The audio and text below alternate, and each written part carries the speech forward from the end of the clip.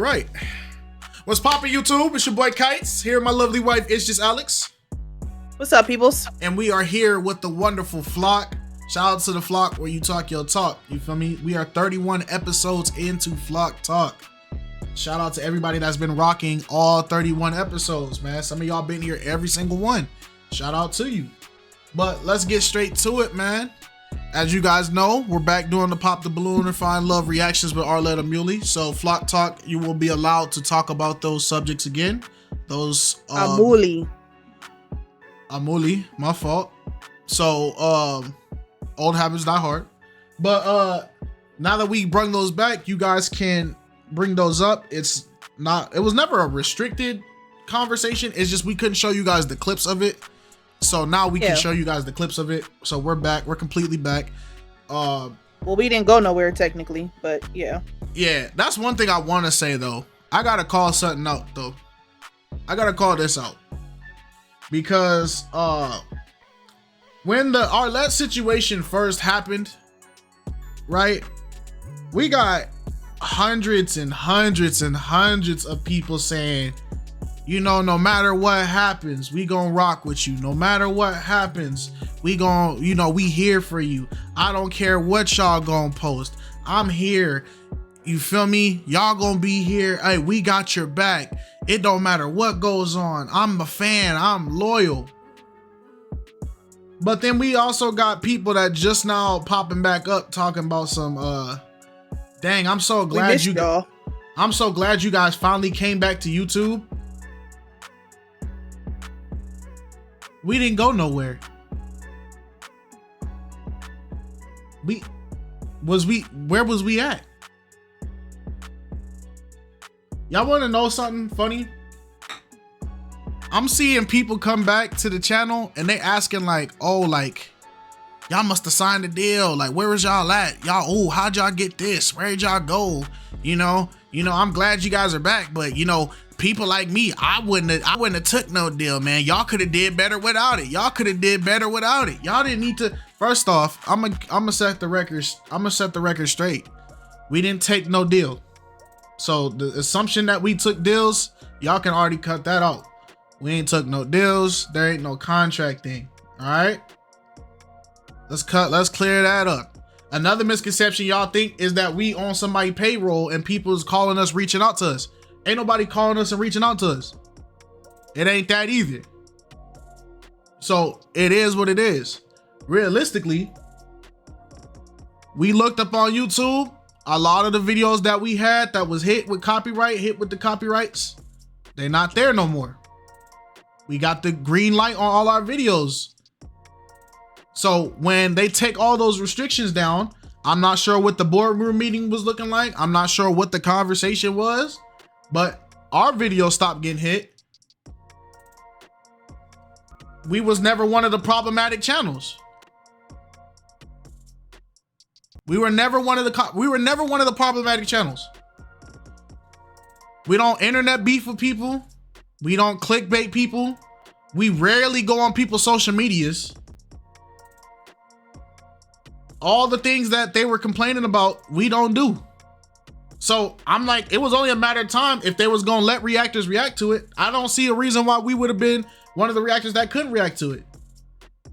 There's been other channels still posting Pop the Balloon. Night Talk been doing it. They've been still doing it. T does members only. Truly Visuals came back. Shout out to Truly Visuals. So it's like, all right. But for us, for some reason, somebody left a comment talking about some, I guess that's just what happens when you can't stand on your own 2 feet. It's like, that's a crazy comment to make about somebody. We can't stand on our own 2 feet. What? That's crazy. Because my thing is this. It's that comment of y'all can't stand on y'all own 2 feet. It's coming from the same group of people. And he wasn't a troll. It wasn't a troll. It was somebody that had already been watching our content. But you want to know what specific content they watched? Arlette content. And so I had to clock this because a lot of people are saying, oh, well, I'm glad you guys are finally back to YouTube. I'm glad. I can't wait to start watching you guys again. Y'all are some of my favorite reactors. It's like, I feel that. Shoot, that's cool. Does anybody know how many videos we've dropped since we weren't able to react to Arlette since the last update we gave? We have dropped 27. We dropped 27 full videos, full length videos since this update 4 weeks ago. 27. We didn't go nowhere. We were dropping full length videos. So in 28 days, 27 videos were dropped. We didn't go nowhere. That's not including streams. That's not including Twitch. That's not including all the shorts we were making. That's not including none of that. So it's like, I feel the love of a lot of people, but it make me go back to when we dropped this video, this update right here, this update video, there was hundreds and hundreds of people talking about, we love y'all, we rock with y'all. Oh yeah, we standing 10 toes with y'all.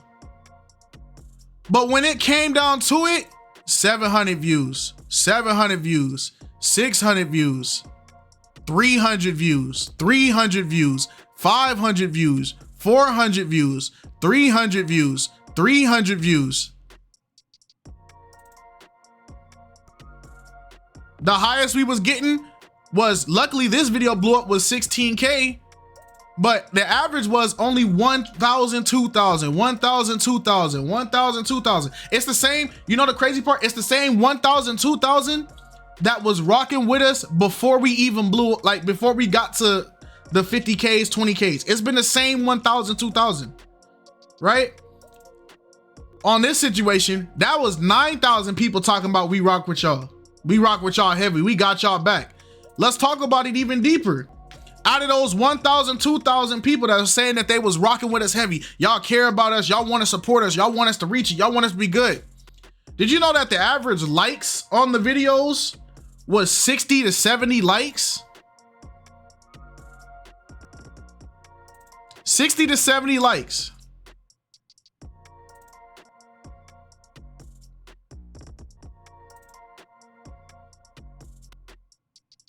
But y'all want us to, y'all saying y'all thriving with us to the end.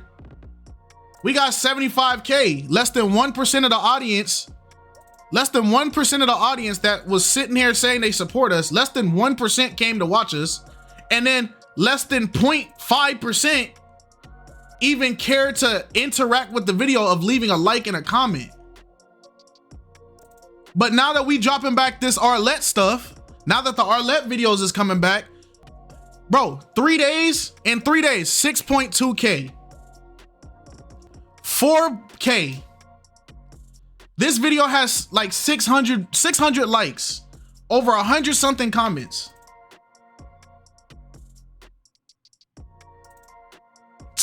In these two videos, we got more comment engagement than all the 27 videos we dropped. But people were saying, oh yeah, y'all don't need Arlette. Leave Arlette content alone. Y'all can do it on your own. We got y'all back. We gonna hold y'all up. But when it came down to it, the same people that was holding us down was the same people that's been holding us down. It was a lot of fake love, bro. And so then people come on us to try to talk down on us because we started posting Arlette content, to start talking down on us and throwing shade at us, talking about y'all can't stand on your own feet. I wouldn't have did it. I wouldn't have did it. Y'all weird. Maybe that's just me. Like, you trying to throw shade and talk down on us.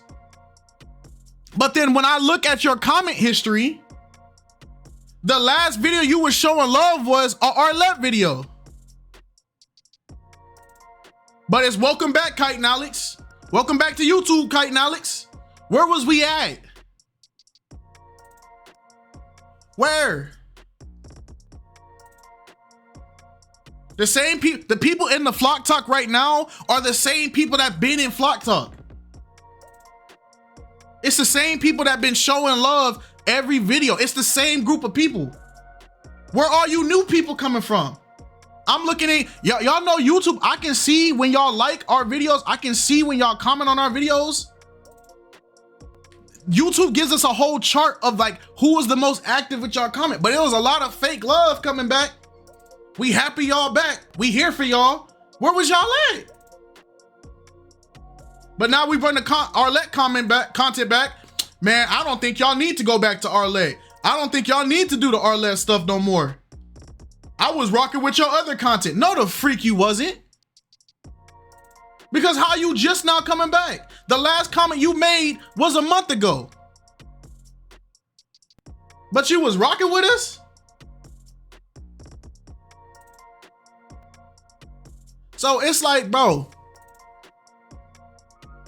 it just taught me a lot. This whole situation, it taught me a lot. Yeah, you see, there was in the reaction talking about, I missed the reactions. We missed y'all. Where did we go?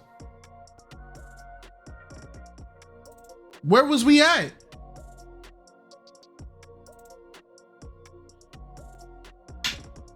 We didn't go nowhere.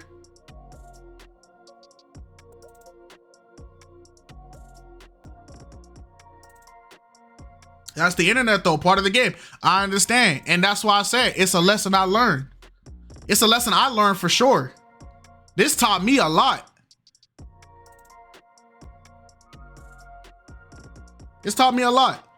It taught me that it's definitely, I gotta treat content like content, bro. That's what it taught me. I gotta treat content like content. Everybody gonna say they rock with you. Everybody gonna say they love you, but it's just people saying that. Actions speak louder than words, bro. The people, so I want to humbly say this. The people that you didn't leave, you was still standing here 10 toes. Some of y'all been helping us out with streams. Some of y'all been moderating every stream. Some of y'all been chilling here. Y'all been engaging with the content. Y'all been even taking time out of y'all day to make sure y'all leave a comment. Y'all been making sure y'all like the videos. Y'all been enjoying the content. Shout out to y'all. And to the people that was gone this entire time that didn't even come back to see if the channel was good or not. You back over here, hey, I ain't no disrespect. Y'all cool. It's just take note. We remember that though. We gonna remember that.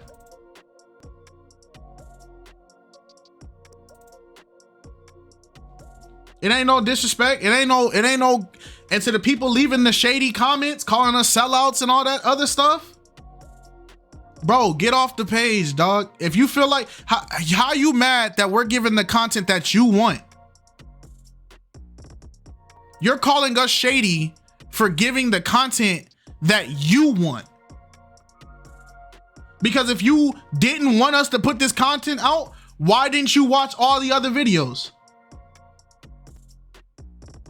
Why didn't you watch all the other videos? Why didn't you go support the streams? But you got something to say to us, but this is the first video you clicked on. I understand, Jalen. We not, like I said, if you feel like you catch it straight, there's a good chance a lot of people who are hearing this, it's not applying to y'all. I'm talking, this is all directed at these shady people that got so much negative things to say to us because we started reacting to Arlette content and y'all feel a type of way. But it's like, don't sit there and try to say y'all shouldn't have did it. We didn't do nothing. Y'all are assuming we took a deal of something. We didn't do nothing.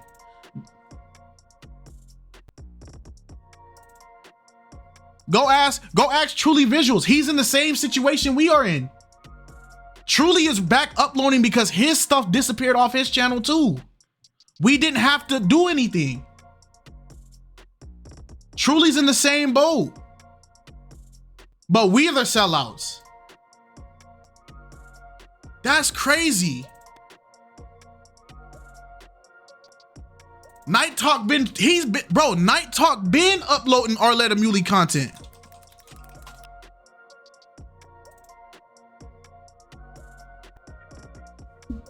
He been doing it. ain't never left.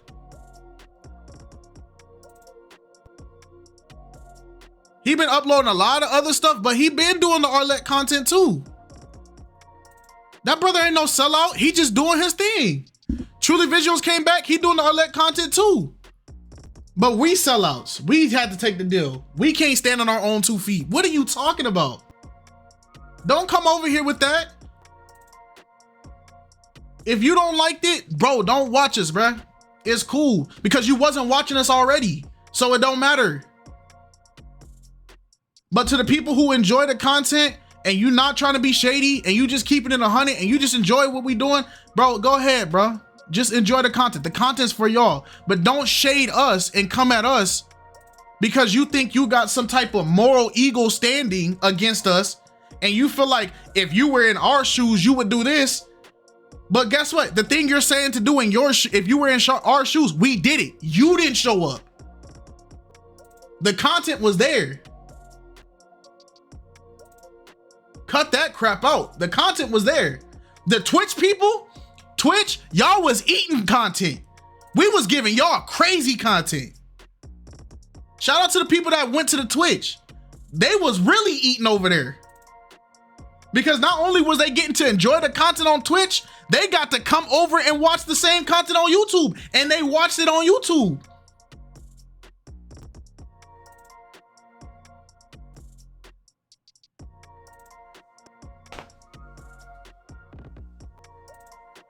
So it's like, hey, to the people that been rocking with us, that stayed through that little storm, God bless you. And we not gonna ever forget y'all. God bless y'all. Thank y'all for making it through. We're out of the storm right now. It's time to get back to work. Videos is gonna be coming out. The content y'all want coming out.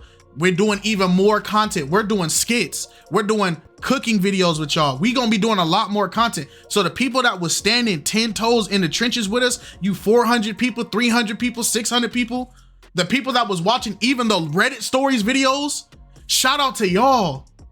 The people that was really watching them Reddit story videos, all that, the people that was watching the cocoa butter videos, the people that was in the Twitch streams, thank y'all for standing 10 toes down with us. To the people that are just not coming back because y'all only watch the Arlette stuff, enjoy the Arlette content, but enjoy the content for what it is. Enjoy the content. Don't come over here and try to give us your think pieces and theories because y'all are mind blown that the people who never broke Arlette Amuli's rules towards content are able to react to the content. We never broke their rules. Even when they told reactors to stop reacting to the stuff, what was the first thing we did? YouTube, we left it alone. Twitch, you can react to anything on Twitch because Twitch does not have copyright laws. It doesn't affect anybody.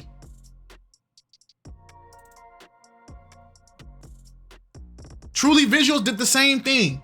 He respected their rules, went on their way. Now, the people who followed the rules don't even have to have the conversation. Once you see all them copyright things fall out, I don't need to go talk to nobody. That clearly is a sign.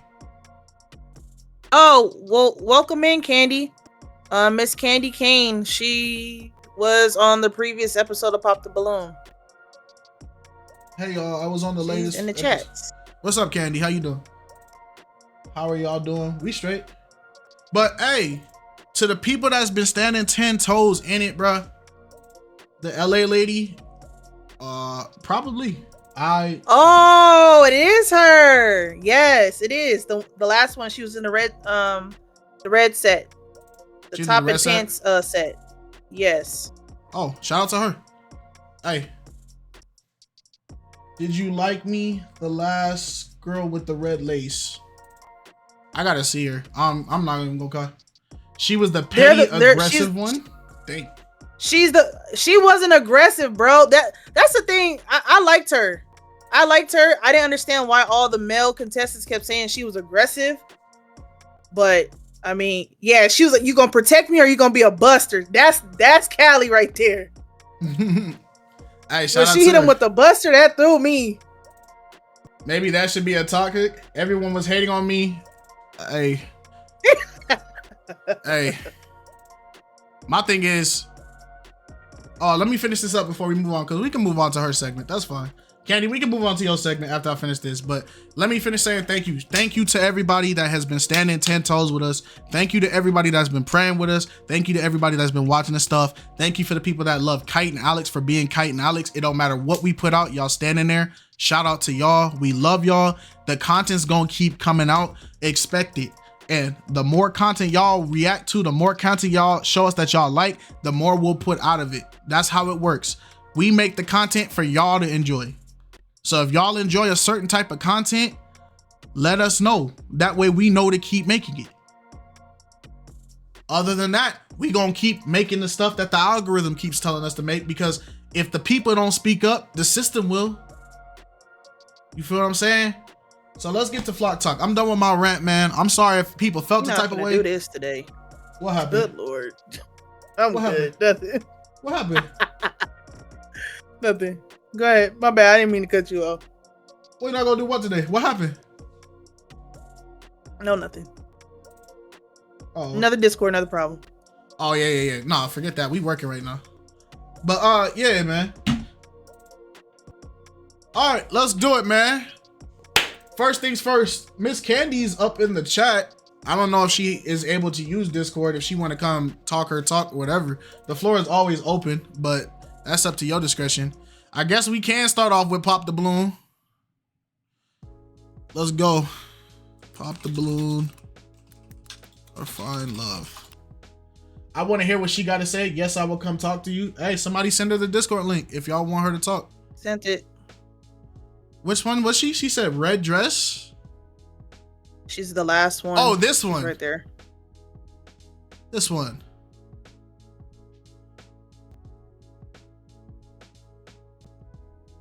Okay.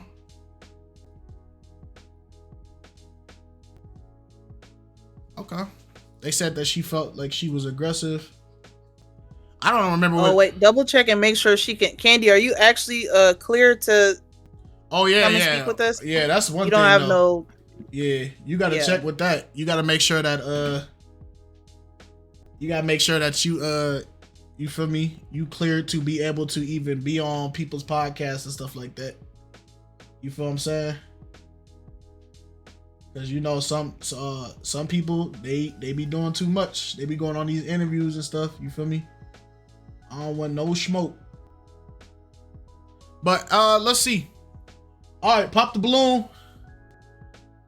Episode 60, man. First things first, let's ask the question. We gonna let people raise their hands. How did you guys feel about episode 60? We called this the newborn baby episode, man. How do we feel? I think they had 3 total matches. 3 total matches. Because I won. Yeah, two total matches this episode. A going theme was it was a lot of people with newborn babies on this episode. It was to the point where it's like every only person who didn't have a newborn or a child that was like super young was homeboy in this black jacket. You feel what I'm saying? So let's hear how y'all felt about that.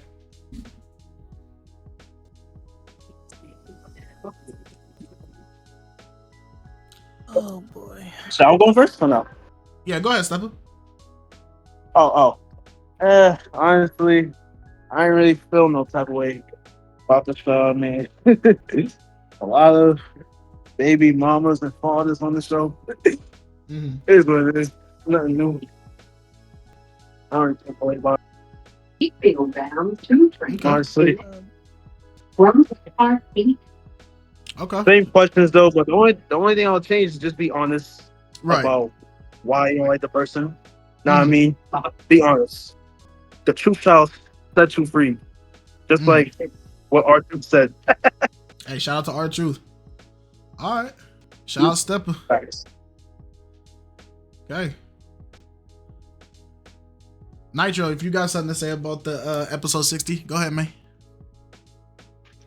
No, that was what we calling it, the baby episode. I don't know, that lady with the 5 months that came on before Candy did.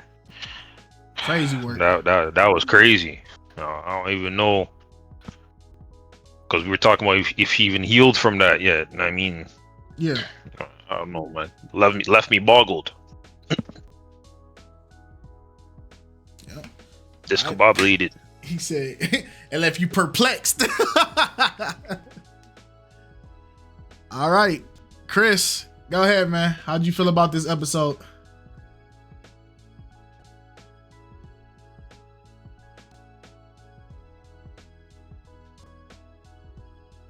Chris, you might need to rejoin.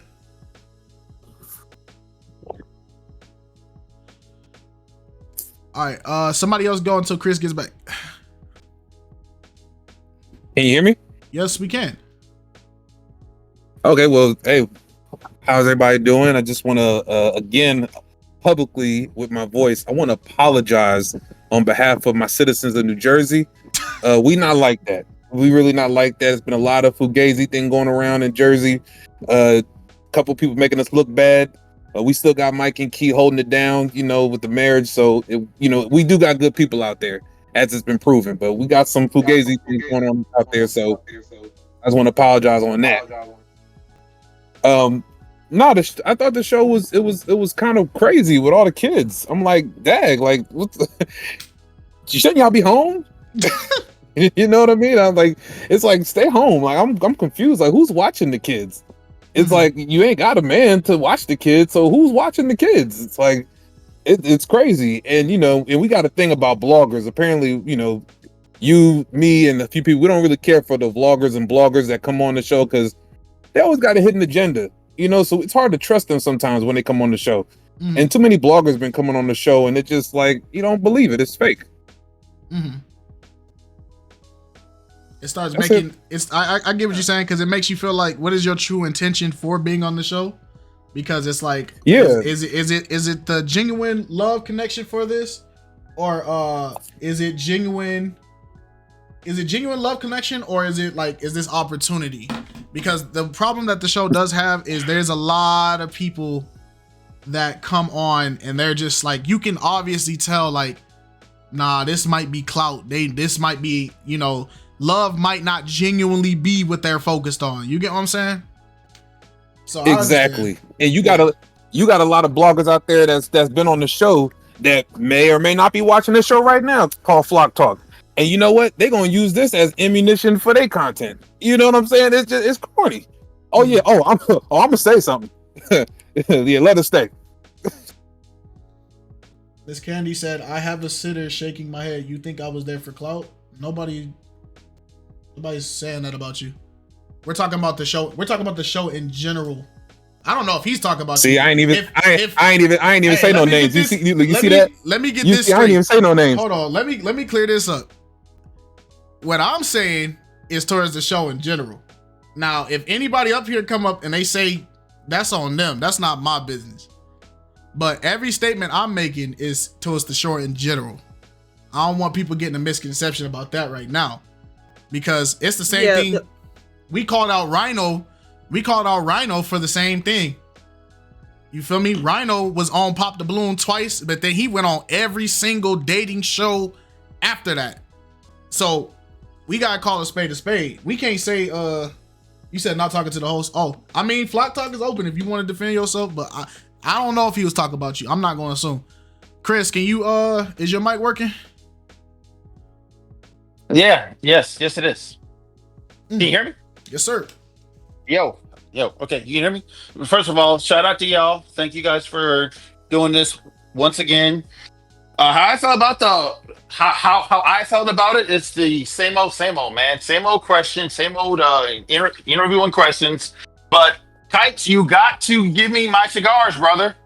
Again? You got to give me my cigars. What credit do I owe you? Let's hear it. The questions. I said something about the questions last week, right? And I said they had the same old boring interviewing questions. Okay. Didn't I say that? Yeah, you did. So give me my cigars. I know Mr. Miles from Jersey won't, but that's okay. That's okay though. But the beef is eternal, man. But I'm definitely looking forward to Candy, because I was on this woman's Instagram and she had some questionable pictures, and she was getting mad at the dudes about clapping cheeks. Now, I seen this woman's Instagram, and she has some questionable pictures. So I would definitely like to hear from her on that, because she can't get mad at cats for clapping cheeks with those questionable pictures. That's My all that hands I'm is saying. so up. This is gonna be an animosity No episode. disrespect to this young lady. I don't. Is that how y'all feeling right now? My hands is up. My hands are up. No disrespect to this young lady. I'm just saying, just by looking at her Instagram, she can't get mad at dudes for wanting to quote unquote clap cheeks. 99% of us wanting to clap cheeks when you got thirst trap pictures on your Instagram. There, I said it. Come at me. I'm here. I'm here. My hands is to the roof right now. I ain't scared. I ain't scared. Hey, yo. I hope you're reading the YouTube, Chris. No, I'm on Discord. She can get on me all she wants. Yeah, she's in the I don't YouTube chat care. right now. That's what I'm trying to tell you. So you can talk to her. Hey, Candy. No, she's. Hold on. Let me say this. I'm on Discord.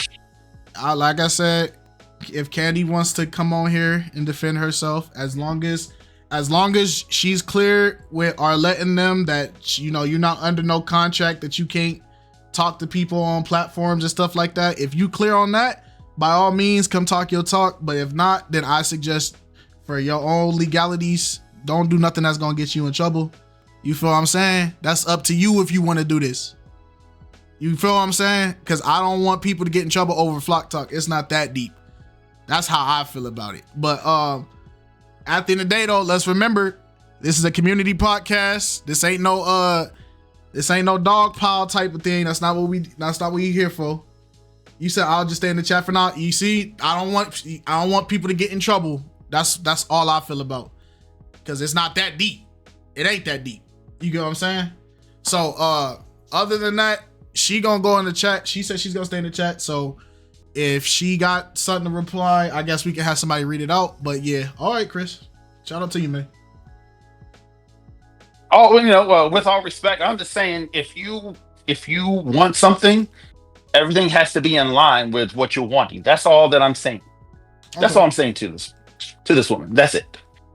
Okay. Shout out to you. All right, Jules.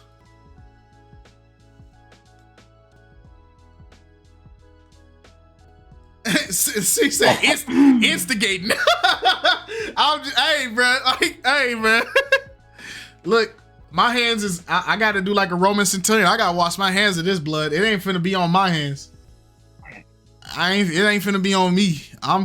This is y'all. Y'all gotta stay in 10 toes on what y'all say.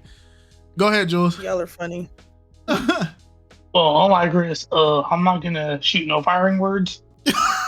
Not firing words, fighting words. My bad. But overall, this episode was pretty typical, to be honest. I felt like most of the men came here generally to find love, except for Homie in the White. I was kind of sick of him after a while. Got on my nerves. But yeah, that's really about it. Okay. Dang, a lot of people didn't like Homie in the White, man. He was getting cooked.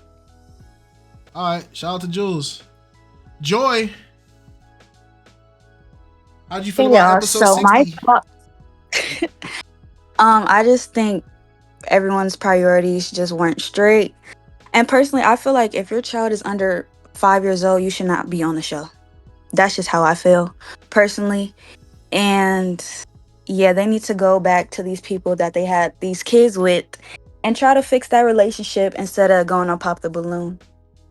And yeah, that's pretty much it. Are we going into like the segments and stuff like that? I mean, yeah, if you're the last person that wants to speak on this, I guess you can bring up a topic. Go ahead.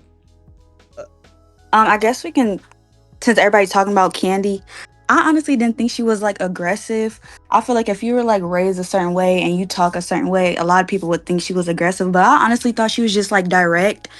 I think she lost a lot of people when she started talking about like how all men cheat and things like that. That's where she kind of lost a lot of people, but I liked her. I don't know. I didn't think she was aggressive, but that's just me. Okay, let's look at Candy's intro segment and let's see Let's see where people felt the aggression from.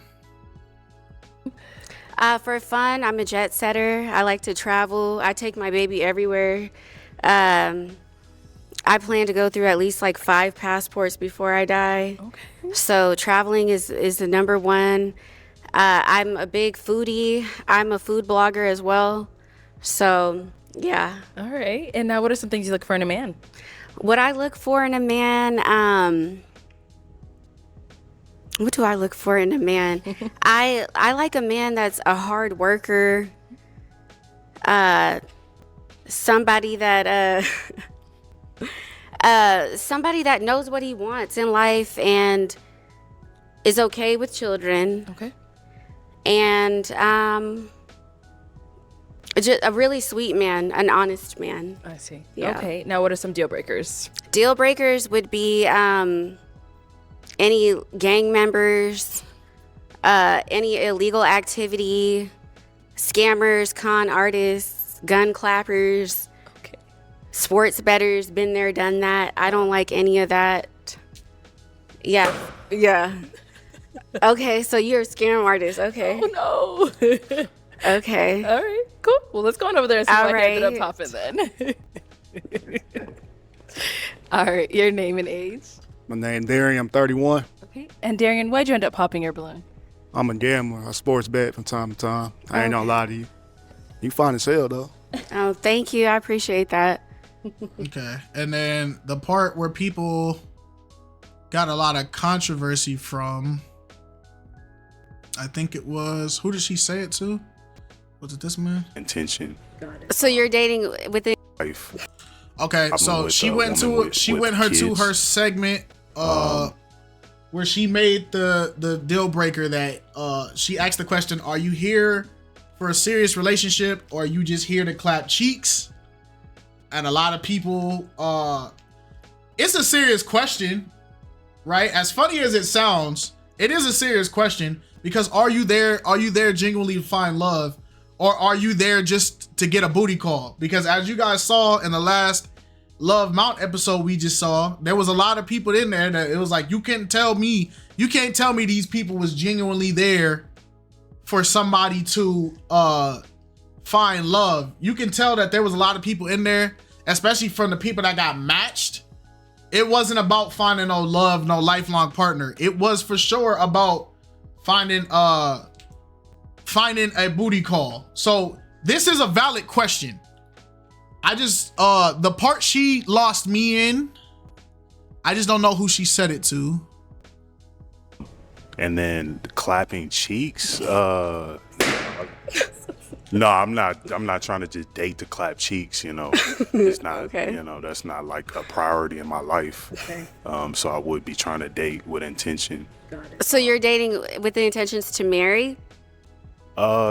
Possibly, yeah. It just depends on who the person is. I mean, I have to Okay. know who I'm dealing with and things like that. But Okay. I'm not just running around trying to clap cheeks and things. Okay. So, yeah. All right. Okay. Okay. Let's go over here. Your name and age and the answer to your questions.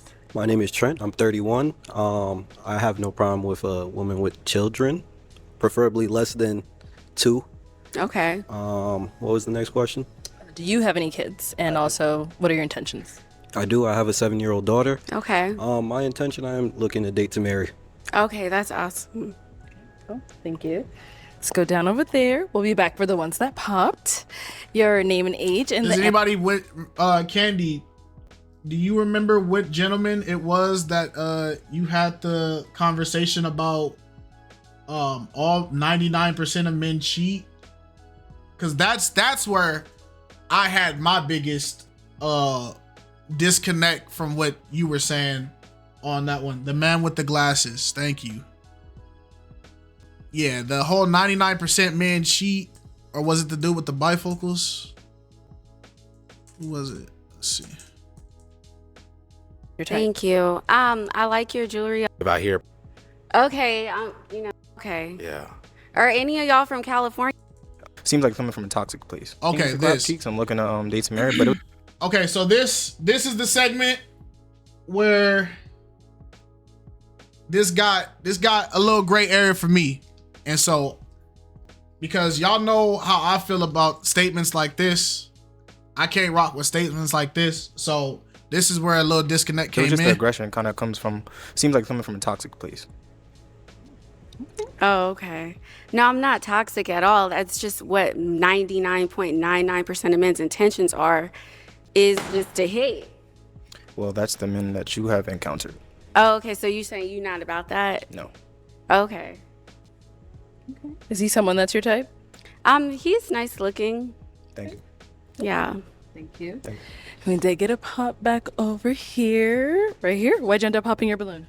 I just popped because it was the 99.9 men thing. So with that, I already know what comes. It's always gonna be like, yeah, men cheat, men this, men that, and I just hate being part of the the stereotypes and all that. So that was one thing, and I've just had bad experiences with that. But y'all do though. See, that's y'all it. do. Y'all are cheaters. Y'all know. That's it. It's not a generalization. It's like If a you real have that- statistic. If you just have that mentality, you're not ready to grow. So that's my thing. Okay. All right. Okay. Now, is he someone that's your type? He's cool. He's nice looking. Yeah. Cool. All right, let's head on back this way. So Now there, I'm gonna keep it 1,000%. That's where I feel like I don't feel aggression in it, but because the aggressive thing, I don't feel aggression in anything that was going on. She's not aggressive at all. Yeah, I don't feel aggression. You can't mistake somebody being blunt and transparent or straightforward with aggression. Y'all can't slap aggression on everything because you don't like how it sounds, or you don't like how it came out, or you don't like how it's worded. That don't make no sense. So, go ahead to you.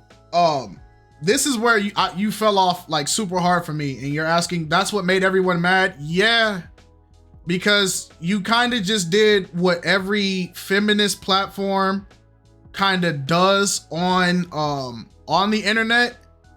That take you made is the same take that a lot of women on social media make towards men, and this is where you start getting a lot of pushback from men. To say that 99.9% of all men's intentions is just sex, it's crazy work. And then to say that all men cheat, that's even crazier. And you're gonna naturally cause a massive disconnect between anybody that you're talking with when you make that, because now you just basically boxed an entire group of people into something that we found out only 20% of people who even took a survey admitted it. That 20% could be 1% of the male population, and you just categorized all of the men as cheaters and that all they want is sex. And it's just like, that's not right. That's not okay, because that's like saying any woman, if a man went on a platform and said any woman that has social media is just a thirst trapper. So if you just post a picture of yourself, you're a thirst trapper. Every woman on the planet would be livid, is because that's not giving people any type of wiggle room to be individuals. And my thing is, if you're going out and you're saying that your intentions is to find a partner, you're already doing yourself a disservice by starting conversations off by saying 99.9% of men want sex and cheat.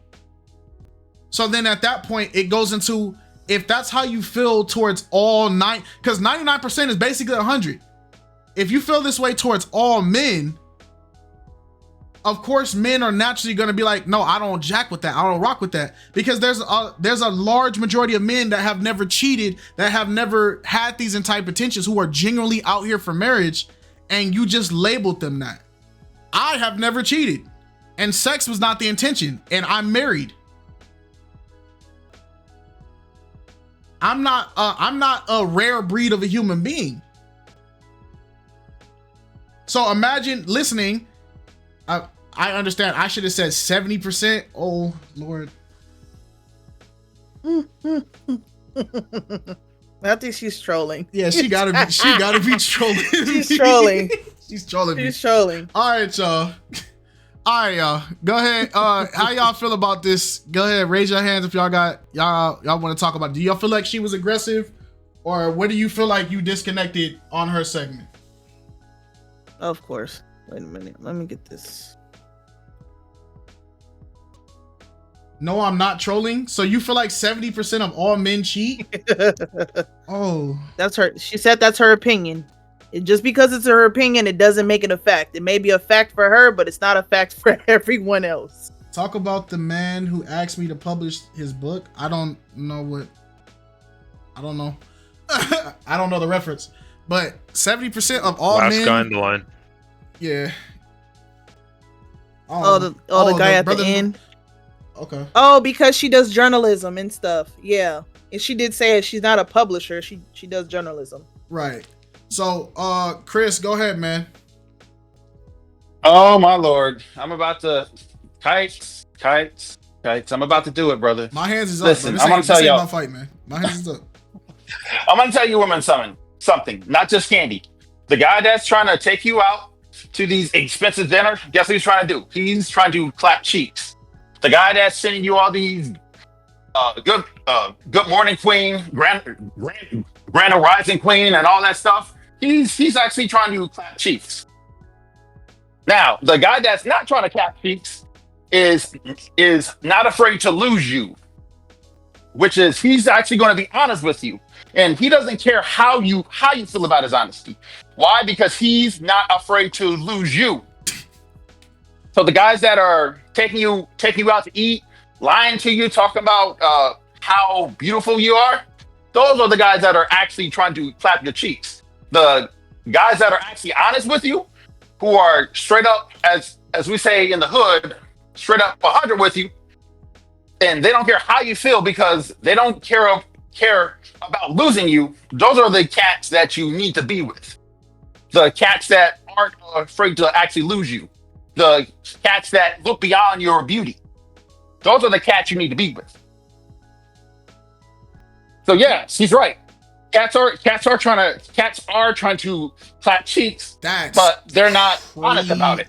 I ain't gonna lie, they're not honest about it. Take.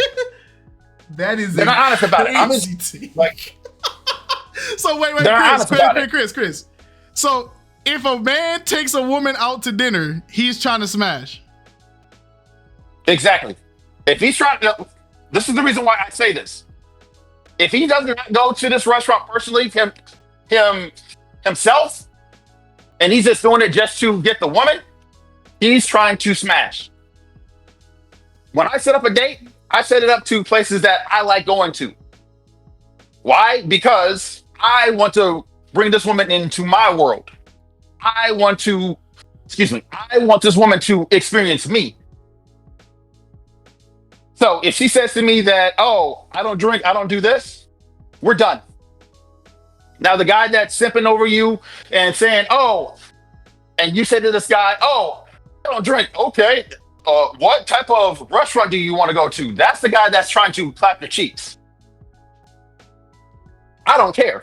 I don't care how good you look. If you're not on my level, listen, we are done, period. I don't care. I stand on that.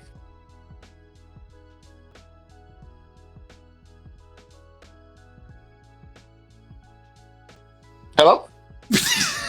This is what I'm gonna listen. This is the final thing I'm gonna say to you, all you men in this chat. A woman should be a reflection of you. If she's not a reflection of you, get rid of her. She's gonna be problematic for you. That's all I gotta say.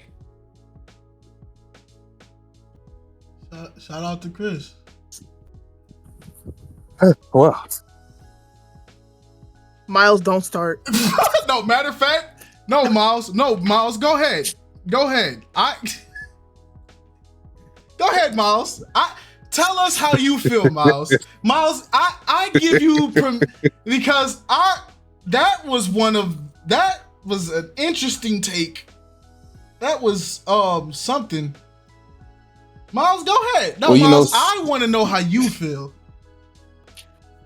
Well, sometimes, like I always say, man, when you got the circus in town, you got to get the ticket. Sometimes you just got to enjoy the show.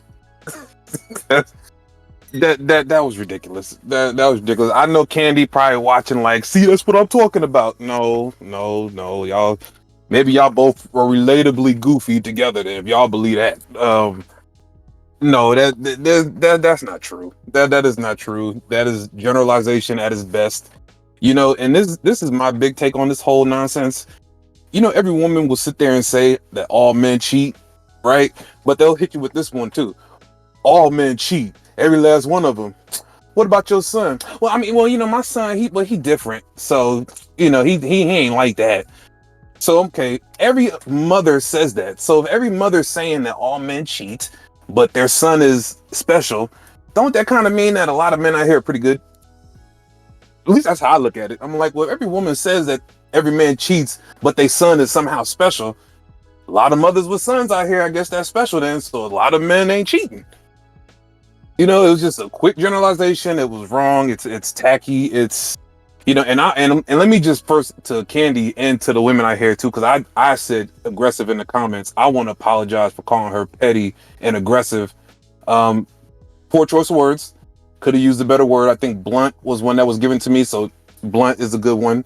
I'm still gonna keep petty, somewhat tacky, but the aggressive part, I will apologize for using the word aggressive. Because I don't like that word thrown around either. To every black woman that speaks their mind, I don't like that either.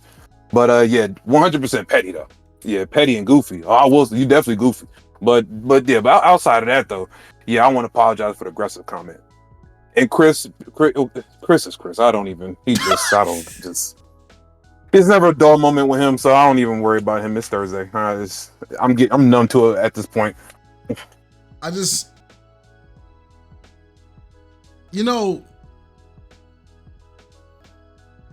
trying to choose my words wisely, right? Because how I really feel versus what I can say. How Kite feels is not how Justice feels. So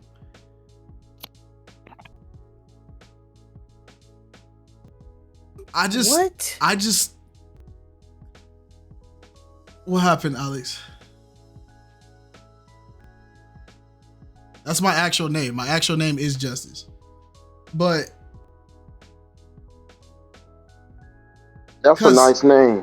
Appreciate you. The reason why I'm saying is I can't say how I really, really want to feel, right? So I got to give y'all the Kite response, right? The fact that I'm hearing adults who are older than me, I'm hearing adults who have been alive longer than me say the statements, if a man takes you out to a dinner date, he's only trying to clap your cheeks.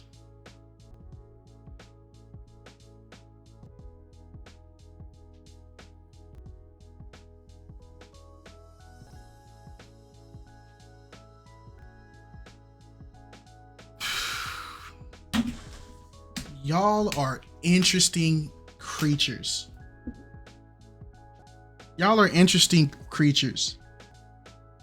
But nah, Chris, I'm gonna have to leave you down there for a little bit because I'm you know what? Smiley, go ahead, man. You know what? Let me just mute my mic. I'm about to mute my mic. Y'all go ahead, man. Dang, y'all done got him muting his mic. That's crazy work. It be like that sometimes. I feel like a lot of people, they putting people in boxes ain't right. And I think the only thing is, they just need to heal. Everybody just need to heal. And maybe it's, I don't know. It's just as a youngin, and I'm 24 years old. As a youngin, hearing that kind of like disappoint me a little bit because men don't think like that, you know. It's just, I don't know. That's kind of crazy, Not but all of them. not all of them. You Not all. know, you know. But that's his opinion, though. I can't crush him on that for sure. But that's all I have to say. It just kind of disappointing as a youngin. That's all. And you supposed to be an OG.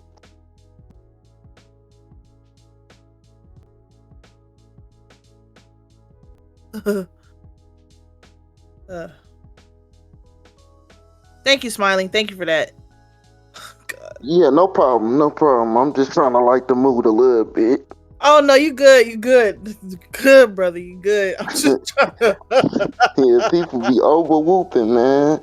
The internet been having y'all be sounding kind of dumb with these takes, man. I mean, trying to go viral. Yeah, that's crazy. Yeah, I just want to point out real fast, like, although a lot of us probably didn't agree with Candy's take, that's okay. She said it was her opinion. That's her opinion.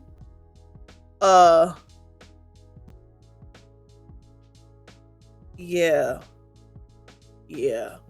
Y'all. I don't say much as is, but I'm gonna do my job as a host. I just. Oh, okay. Go ahead. You want to take over? I think taking that over gonna do.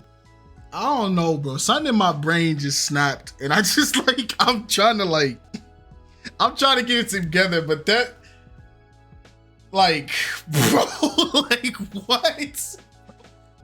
I think the problem is, although we're having this conversation where the statement, people feel as though the statement is putting men in a box. Chris's statement just put men in a box as well. It put men so deep in the box. It put them deep in the box. You can't even see the box no more. Bro, like we gotta call it like was so that was beyond generalization. That was just like that was crazy. So yo, It was KiteZz, discrimination towards a species. Yes, bro. So KiteZz, how am I supposed to look for a lady now? I can't take him out to eat. I can't take him mini golf. Like, with that logic, everybody should be single. Like respectfully, like I didn't mean to cut you off, Nitro. Like respectfully, if that's the logic that we have in nowadays, and that's how we view single men and single women, why are we all dating and why are we all trying to find a life partner? Exactly. Like, yeah, like I don't think y'all really understand the dangers it comes with putting people in boxes and making generalized statements. Like it's cool to make those statements when it's your personal experience, but when we're talking about everybody as a whole, for you to put people in specific boxes when you don't even know half of the entire world population is very dangerous. Because how it sounds when we make generalized statements of, oh yeah, all men cheat, or 1 in 3 men cheat, or all women this, or all women that. When we do that, we sound ignorant and we sound like we're operating out of places of hurt, and we gotta stop doing that. Because the saying hurt people is very true. And so when you make statements as of like, oh, women this, men that, all women this, all women that, or broad statements that we've heard before on tonight's podcast, it kind of throws your brain for a loop, because we really shouldn't be saying all that. We should be having grace towards other people and respecting people's opinions and making sure that when we talk about people and when we talk about certain things, 1, that we're respectful, and 2, we realize that, okay, yeah, this one person may have did me wrong, but other people aren't going to do me wrong. That's the life lesson I want y'all to learn today. the dangerous part about these generalizations to say all like to say 90% of women to say 90% of men cheat and to say that 99.9% of men's intentions is to solely clap cheeks. I don't think people realize how demonizing those type of statements are and how animalistic you guys create the like I think you guys don't realize this, and this is why I'm saying as people who are older than me, it's scary that you guys don't realize what you guys are saying, because essentially you are saying that we are no better than just casual animals with these takes. To say that a guy taking a woman out to dinner, his sole objective is to just have sex, is such a dangerous statement. Let me put it in terms of maybe people don't understand this. If I say men who wear hoodies that walk into convenience stores, 99.9% of men who wear hoodies in convenience stores' sole objective is to steal.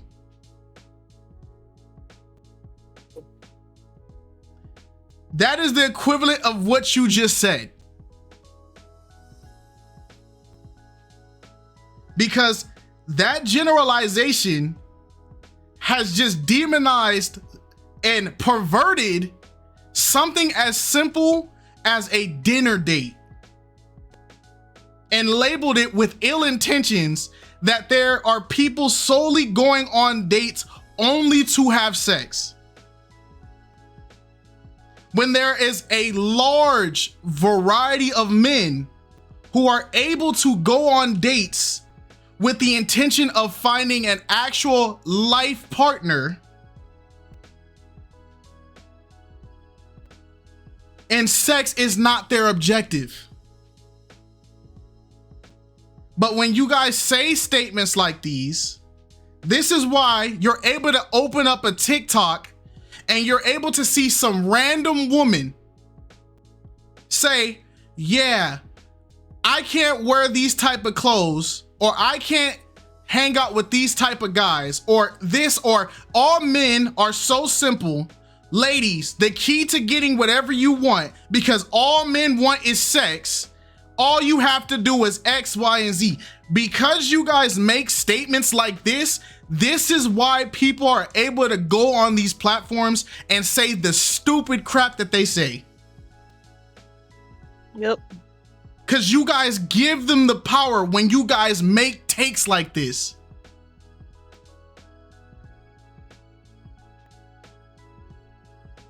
This is the, like, I don't understand how it's not clicking. Like, it's like, all right, go, Armed Swordsman, go ahead, man. I know you was waiting. Go ahead, Armed Swordsman. Night, everyone. Can you hear me? Yeah. Yes. All right. Honestly, I was going to sit out this conversation tonight, but man, oh man, Chris, my God. I've been a day one supporter, Chris. Chris, I've been supporting you, I've been there for you, Chris. I was there when you got awarded King of the Flock. I was there with you, Chris. But then you're going to come and say some completely insane stuff. Chris, I think you've lost the plot, my guy. I think you need to recenter. Like, how is it possible to now get to know women? What? We can't go on dates anywhere, Chris? Can't talk to them? If we talk to them, if we compliment them now, Chris, that means we're a sim. That means that if we compliment a woman, we see a woman who she's beautiful, and we go, hey, you're beautiful. That automatically means that sex is the only objective. There's nothing else, Chris. Come on, man. This cannot be the final form, Chris. We have to evolve from this. This cannot be it. It makes absolutely no sense to make a statement such as that.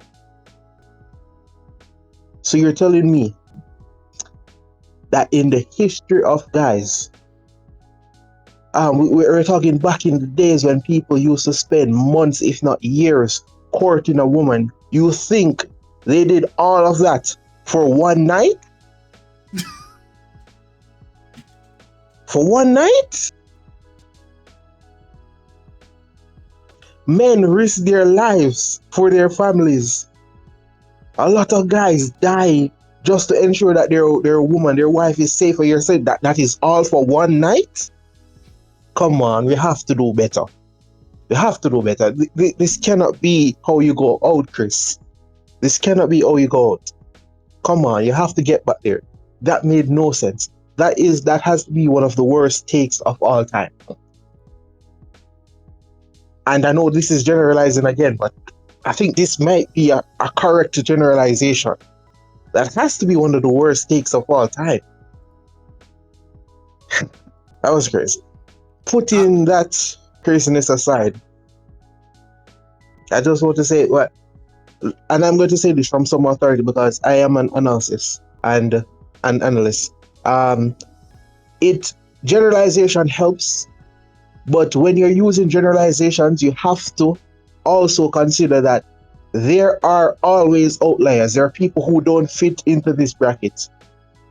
So when you're using generalizations, you have to make space for people to move, because there's almost nothing on this earth.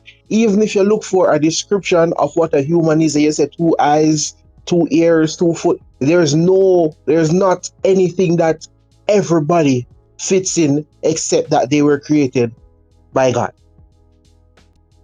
That's the only generalization that works 100% of the time.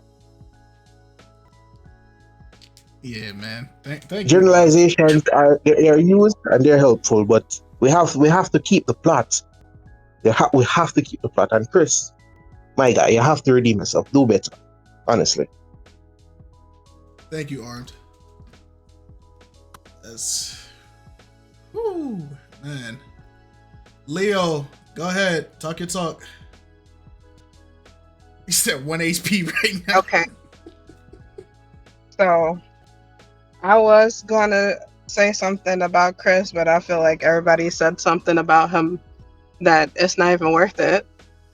But I do want to bring it back to Candy, and I just feel like, well, I'll say this. From a woman's perspective, I understand where she's coming from, but I feel like when she made that generalization on both accounts with all men cheating, 99% of men cheating, and what was the other one? 99% of men are only dating to essentially clap cheeks or have sex. Clap cheeks. Okay. I understand her perspective from a woman's point of view, because I mean, if we're being for real, all men want sex. That is something true. But at the same time, I personally feel like, just because I've had that mindset before, that she was speaking from a place of hurt, or I don't even want to say trauma, but like a place of hurt. Because I mean, obviously it's not true to all men, but it sounds like maybe the men that she's dealt with have done that to her. And I was going to speak on Chris because, I mean, it doesn't matter if a man's trying to take you out to dinner or whatever. Like, if a man wants sex, that's what he's going to lead with, and he's going to try to get what he wants, right? But I feel like as a woman, we have more power than we realize. And especially when you start off and making statements like that, what she started off with, it puts a vibe in the air that let men know, well, that must be the type of woman that you are. So then I'm gonna try it. So I feel like as a woman, I'm not trying to like victim blame or nothing like that, but I just feel like as a woman, it's our responsibility to lead in a way that displays that what type of woman that we are, and what we're going to allow and what we're not going to allow. I think it's obvious that when a man is dealing with a woman that he wants sex from her, but I think that there's a way to go about it, and it doesn't have to be sex on the first date or sex on the first, Does that make sense what I'm saying? Yeah, it makes sense. Oh no. I mean, I think that, yeah, I just feel like, if I was in Candy's shoes right now, personally, I'm not saying not to date, but date with more curiosity. This is what I've done. Date with more curiosity for the man that has, like, a man's mind. Like, be more curious about the way he thinks, the way he moves, and set boundaries for yourself. If that's not what you want to do, if you're not looking for a man that's just trying to clap cheeks on the first date, don't allow him to clap cheeks on the first date. Set that boundary for yourself, but be curious about him. And I feel like that curiosity will lead you to the right man eventually. Right. Yeah, I think I agree with that, and I think that's why she asked the question, like, are you here to intentionally date to marry, or are you just here to clap cheeks? I want to clear this up because I don't want people to misunderstand what's wrong with the statement. Every human being has sexual desire. Every human being desires sex. That's not what's wrong with the statement, right? Saying all men want sex, all women want sex, that is 100% true. If you are a creature with a sexual organ, you at some point will desire sex. Okay? That's not what the argument is about. That's not what it is about. The problem is saying that when somebody is doing a gesture or when somebody is trying to date someone, the problem is when you say that their intention, their main objective, their sole desire is sex. That is the issue with the statement. Sex is a good thing that comes with it. Every married man wants to have sex with their wife. The problem is when you say that that is their objective, that is their main objective, their main goal. That's not every man's main objective. There are virgins to this point that are able to even keep their virginity till their wedding night. And I feel like it's extremely disrespectful to sit there and box people in who are practicing abstinence, celibacy, everything, to box them in that when they go out on a date with someone, that their sole objective is sex. That's wrong. There are people who are actually in the dating field right now who are literally dating to find partners. Just because you have sex on your mind doesn't mean that sex is the objective for them. And that's why I'm saying that statement is wrong. If you want to say every man on the planet wants to have sex, there's nothing wrong with that statement. There's dudes that masturbate at this point. Masturbate is a form of sexual desire. We're not stupid. Every woman wants sex. Nobody's objecting to that. We're talking about when you guys are demonizing their intentions. That is the problem. That's where I'm saying you guys are making the craziest takes ever. Because to say everybody's intention is solely sex, or the reason why they're doing gestures is sex, that is crazy. That's why I disagree. So yeah, it's go ahead. No, I was gonna say to Chris's point, because he said it's the truth. I'm talking about men who are being disingenuous with women versus honest men. But that when you make a statement, you're not saying disingenuous men. You're saying just men as a whole. Yeah, you literally made the statement, if a guy takes you on a date to a fancy restaurant, he's just trying to have sex. Like, you literally said that. Yeah, and I also want to add to real quick,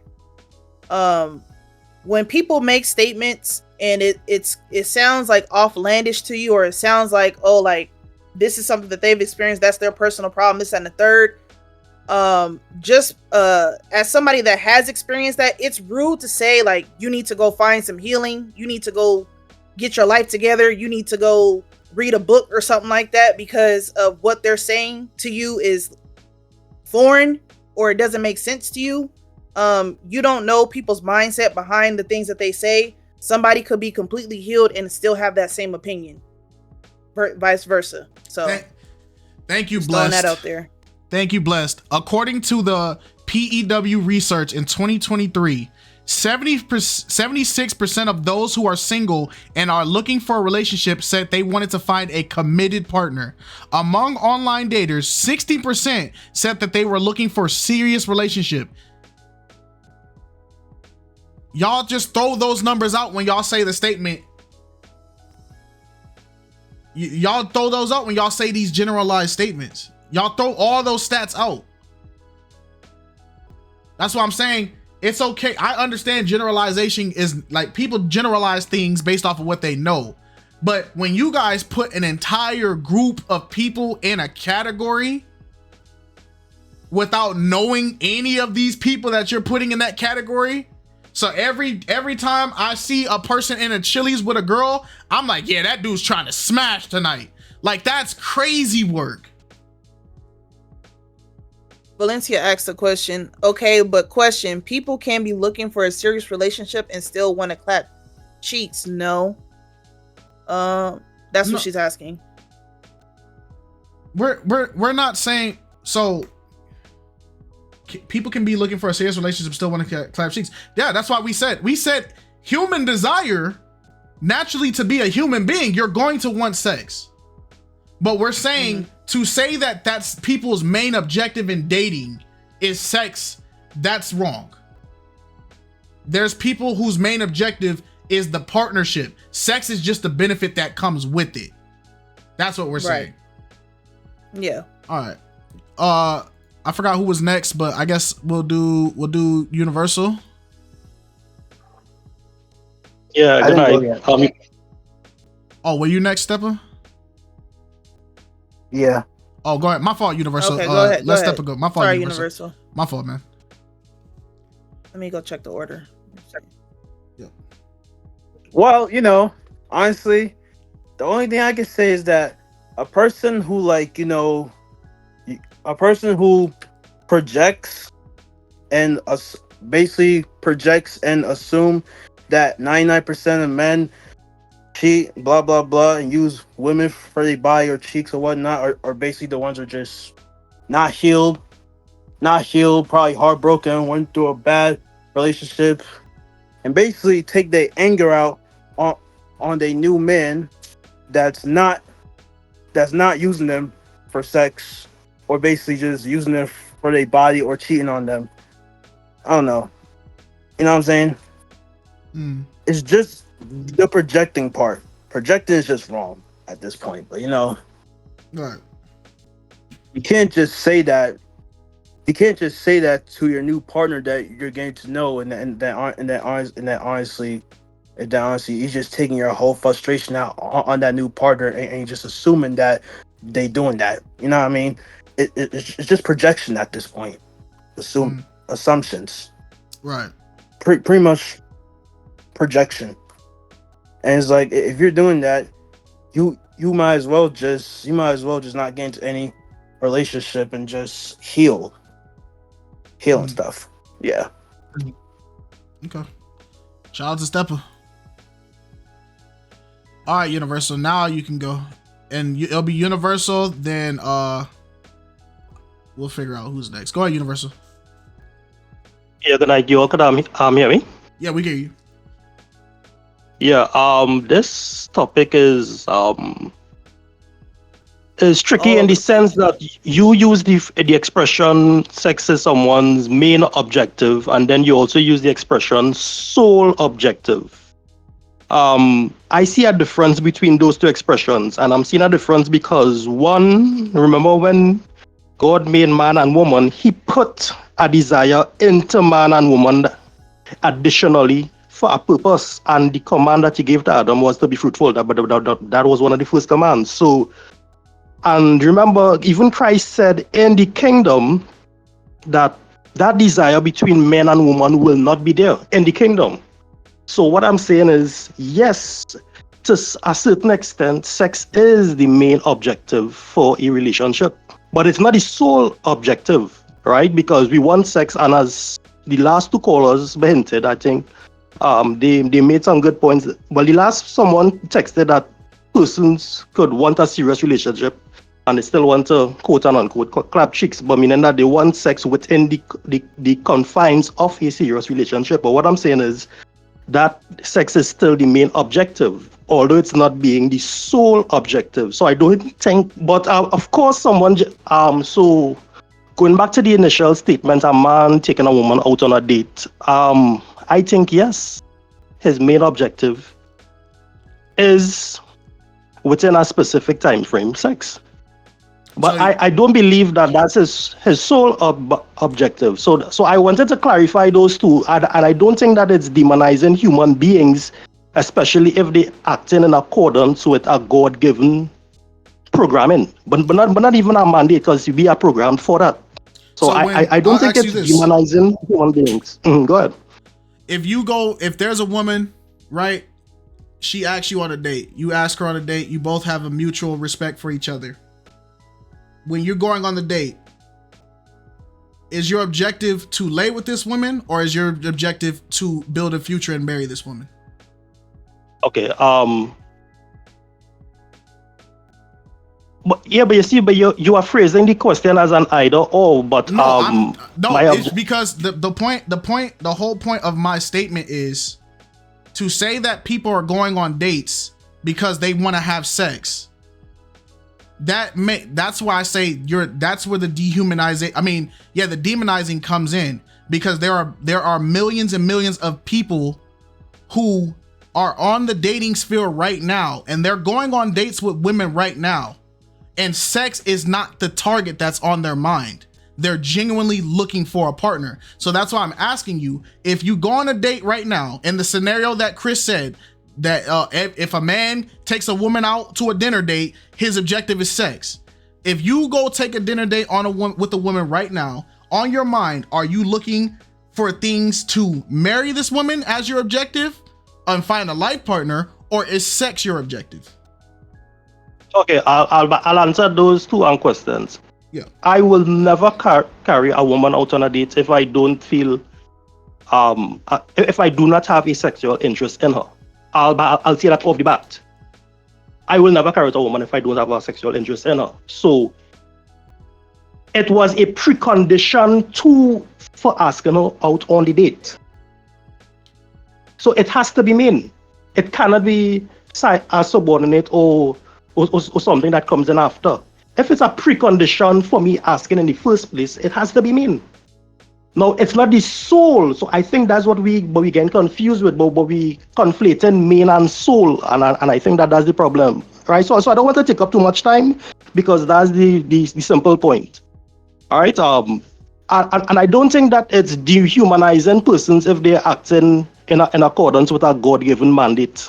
But that's just my view. It could change, but for right now, I believe that it is the main, but it's not the sole objective. Okay. That's fair. All right. Thank you, Universal. All right, Mecca, go ahead. You've been waiting. Go ahead, Mecca, and then we'll have Mecca, then Moses, then Jules, then Joy, and then whoever needs to speak. So go ahead, Mecca. I gotta say, what's good, y'all? I really didn't have too much to say. That Chris comment, I ain't gonna hold you, did fry me for a little bit.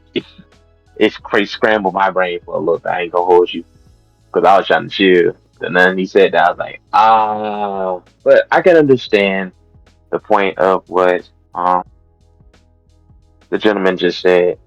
I would definitely say for myself, that's not my main intention. My main intention is to feel that person out. What's their personality like? What makes them tick mentally?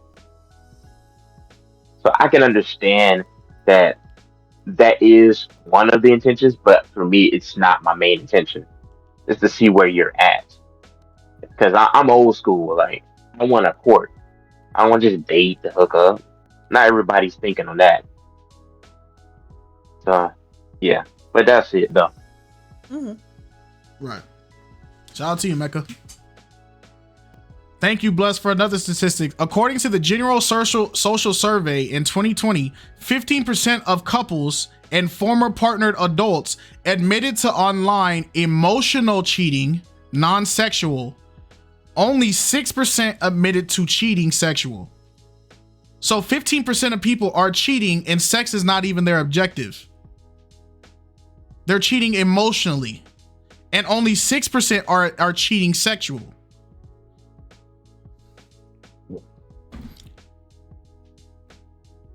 So that clap cheat statement is just crazy. That's not people's end game goal. Sex is not everybody's end game goal. All right, go Jules.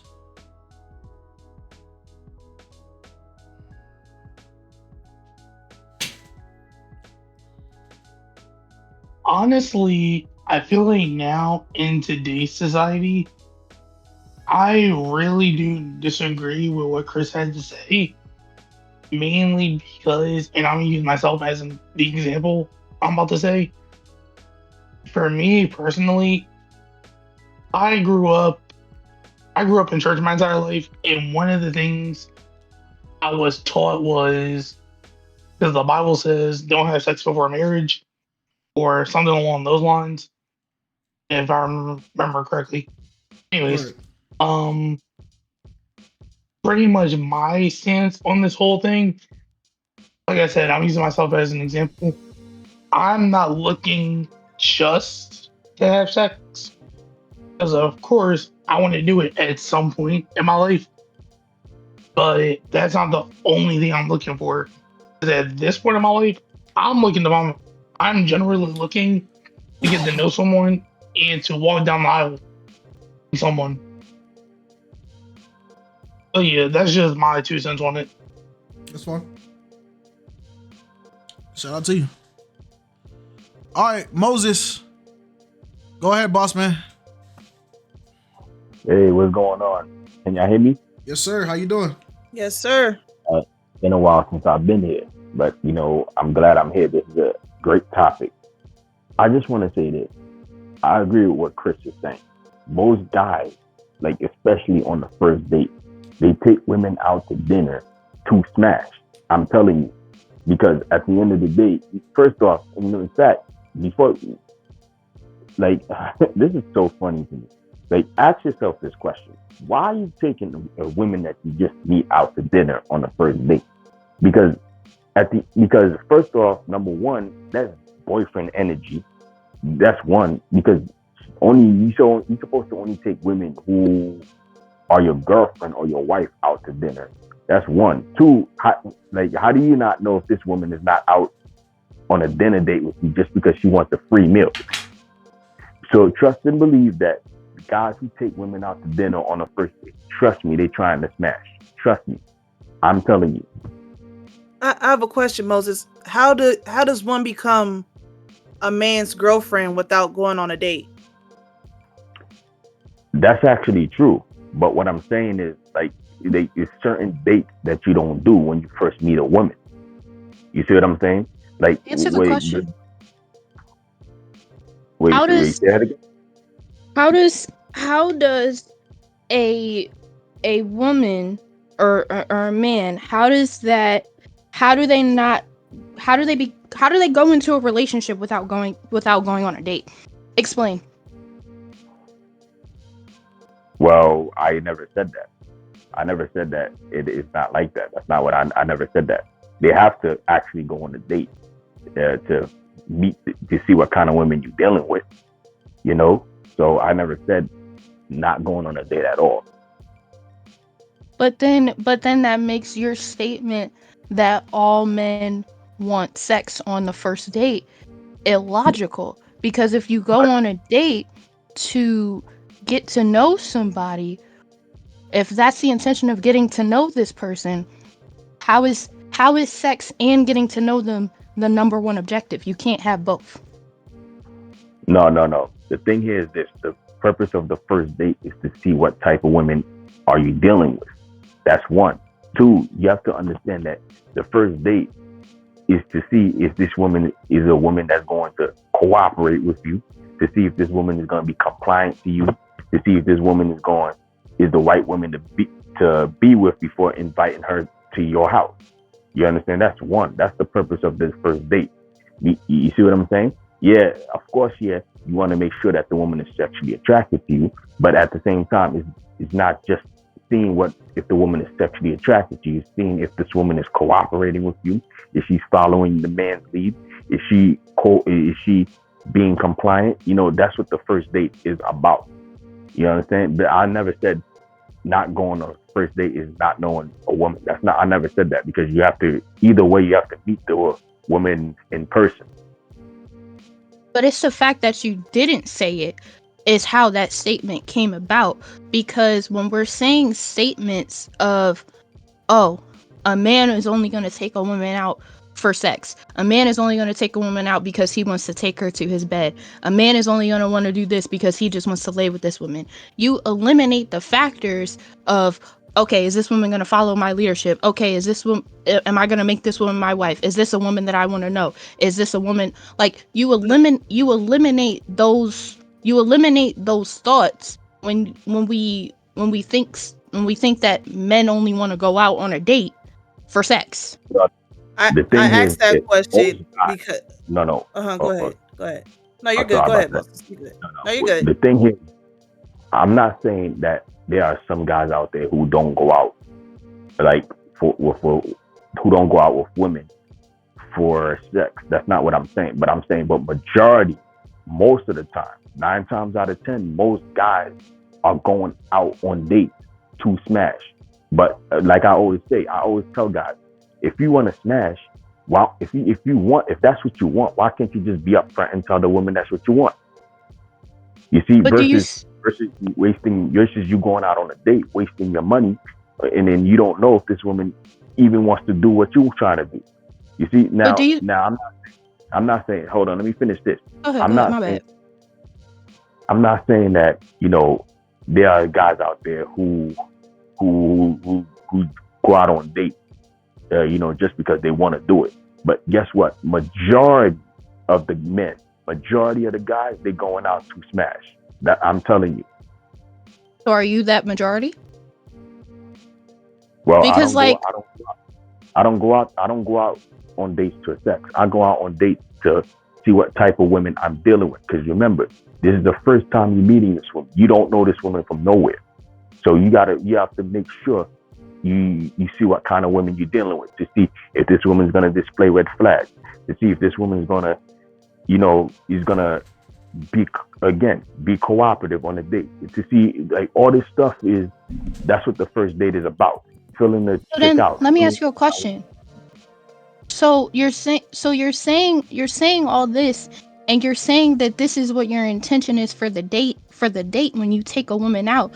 So why do you not see the danger of saying 9 times out of 10 or nine times out of men or whatever the statement was? 9 out of 10 men. 9 out of 10 There we men. go. There you go. I'm fumbling. 9 out of 10 men only go on a date with a woman for sex, when you're saying that this is what the intention is for the first date. How do you not see the danger of that? Because if you have the intention to only have sex with a woman on a date, you eliminate the thought process of seeing if, is she fit to follow under my leadership? Is she fit to be my partner? Is she fit to be that? Like, do you not see how how that doesn't work? Do you not see how that statement can be dangerous?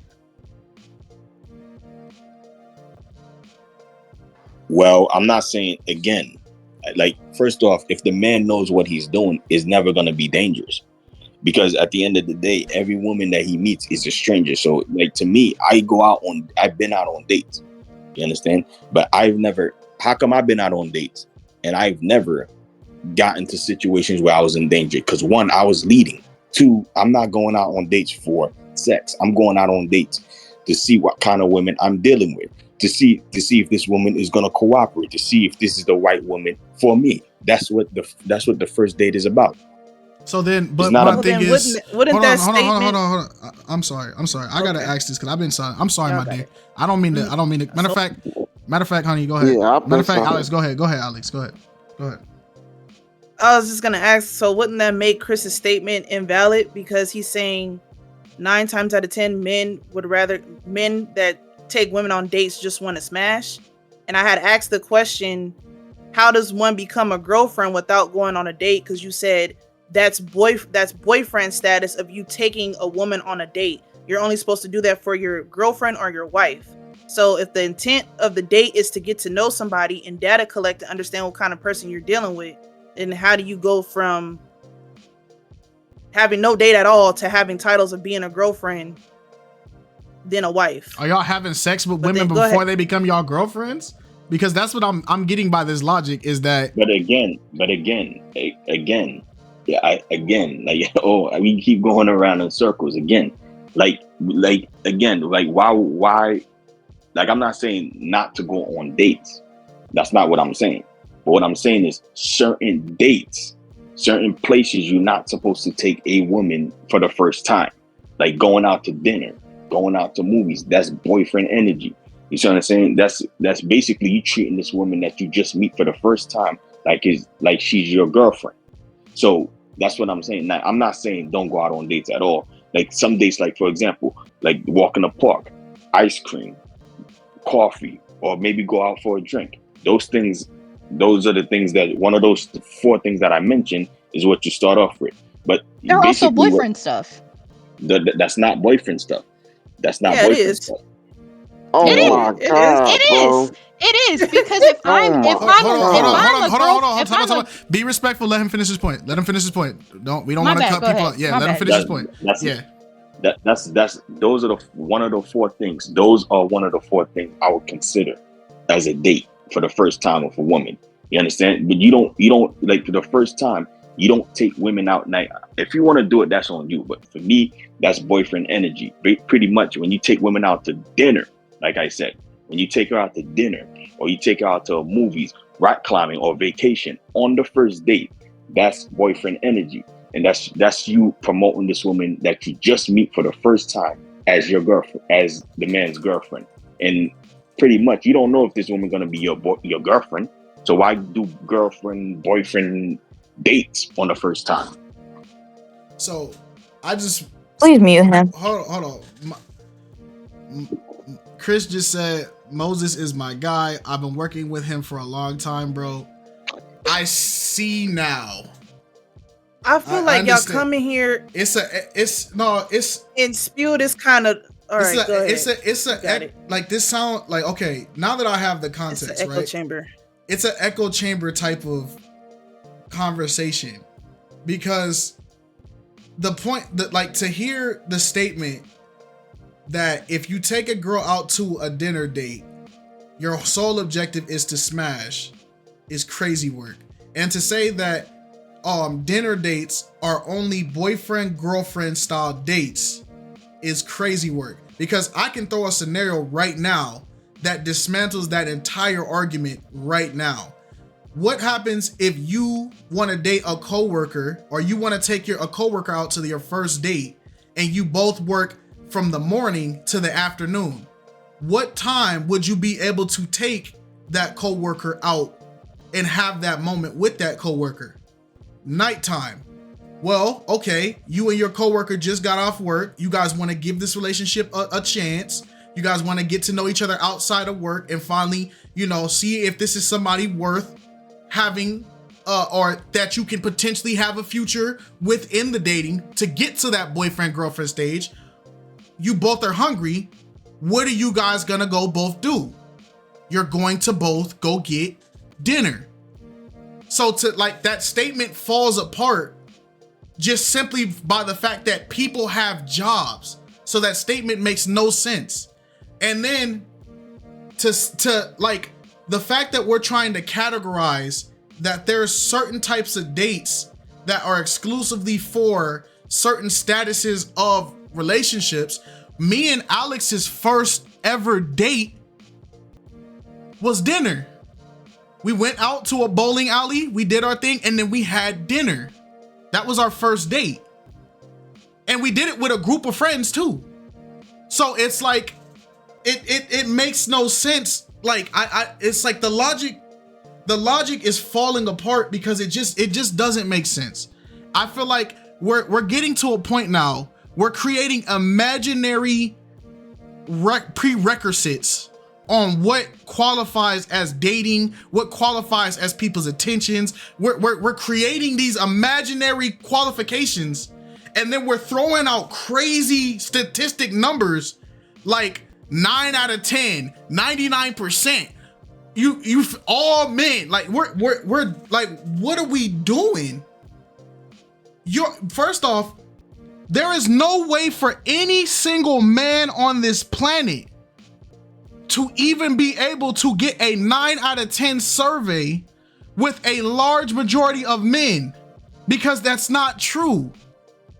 And then it's even crazier.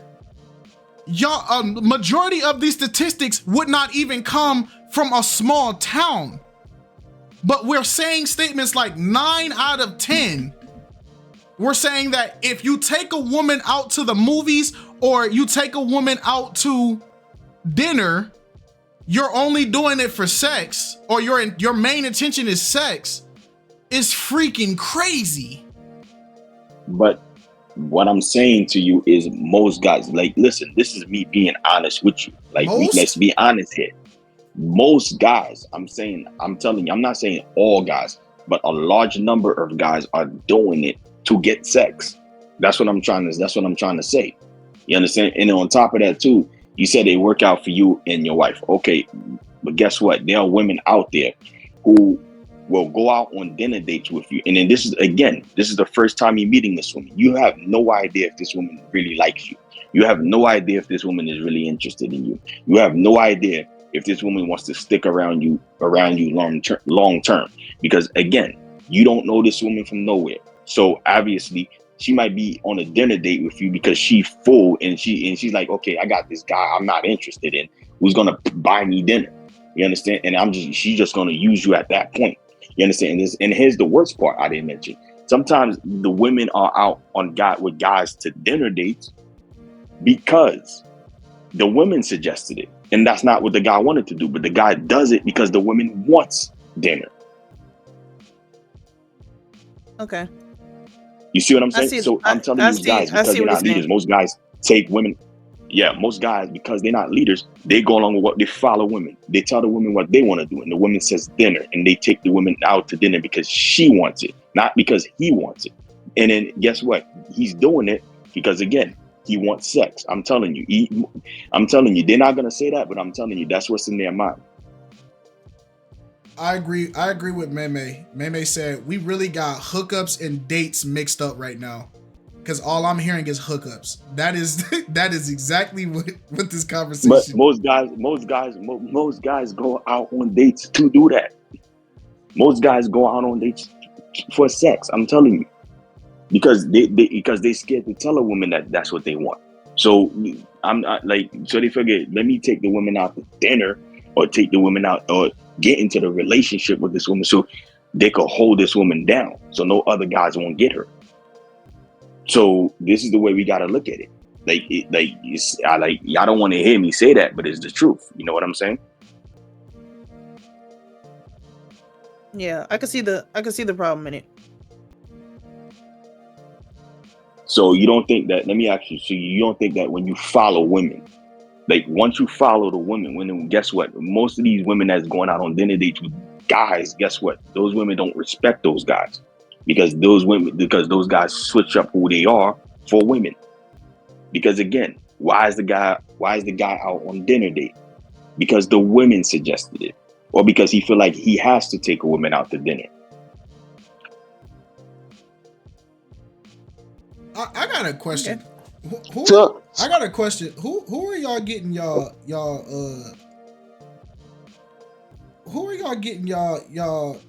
information on this dating statistic from? Because it's got to come from a source, right? What is the source? If y'all don't mind me asking. The one and only. Because it can't be from experience. Go ahead, Chris and Moses. Where are you guys? Who is the source of this information that you guys are providing? I'll go. It's from Mr. Lucario and Miles. They have a show called Real Game No Theory. Guys actually call in the show. I've been listening to the show for 2 years. Guys actually call in to the show and they actually admit this. They actually admit taking these women out to eat just to smash. And the guys on the show said, hey, why don't you just be honest and tell these women, hey, just smash. But they can't do it because they are scared. There's literally, I've been listening to these guys since 2016. So probably about 9 years worth of stuff. And it's on every single show. I literally encourage all you guys to call in, go into Real Game No Theory. It starts in at 12 p.m. Sunday. Listen to these guys on the show. They're actually going to admit and be honest. So that's where we get our information from. Moses, these are the same people that charge people $375. Hold on. Let me ask this. Moses and Chris, is your sole objective to be married or what? Is marriage your objective? Yes or no? No, not for me. Not right now. So I'm saying in life, is marriage your objective? As of right, pretty much no. Not right now. No. So you don't want to be married. And Chris, is marriage your objective?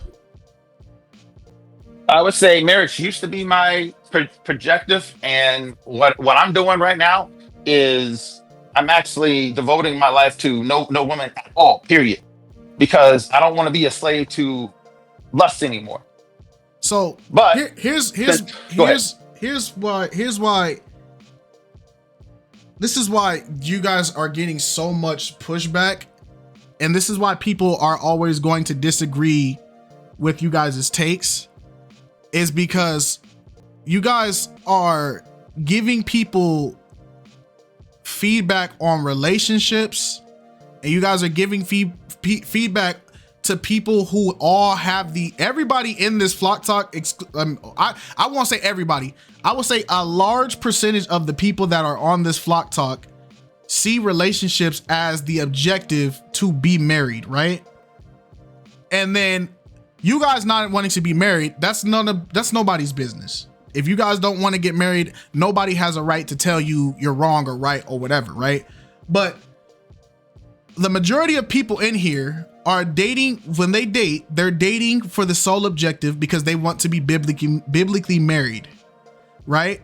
And the reason why you guys get so much pushback on what you're saying is because there's going to be a massive disconnect in the information you guys are giving to people who are trying to learn and get game and understanding on how to get to the wedding floor, when they're getting information from feedback of people who listen to a guy who, I'm sure he's a great I'm not gonna talk down on the man because I don't know him. I don't watch his content, so I don't have any room. But just going off of the titles that we're seeing from the videos, 5 reasons why you should get into a short-term relationship today. Why women don't choose you and how to be the most attractive man she's met. Never care about the problems a woman has in her life. Why alpha males are sexually attractive to women while beta males are not.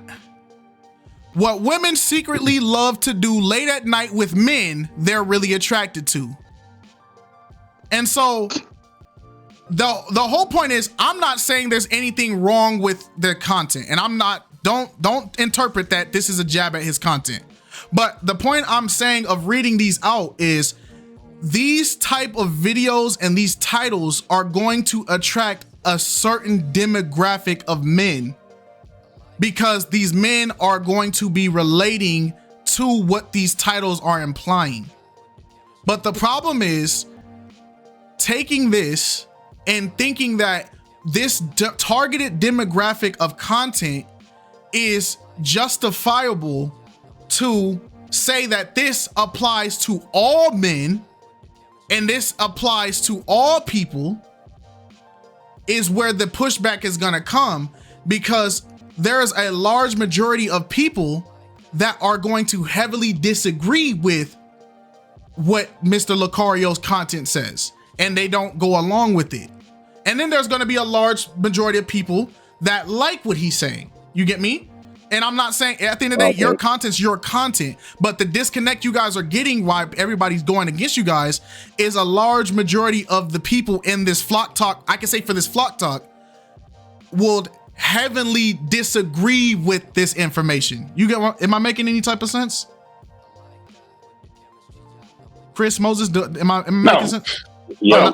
I'm not making sense. Go ahead, Moses. Okay. I'm gonna let you go. Go ahead. No, I'm gonna let you go, Moses. I'm gonna let you go. Okay, let me say this. You talk about relationships. Okay, cool. But guess what? How many guys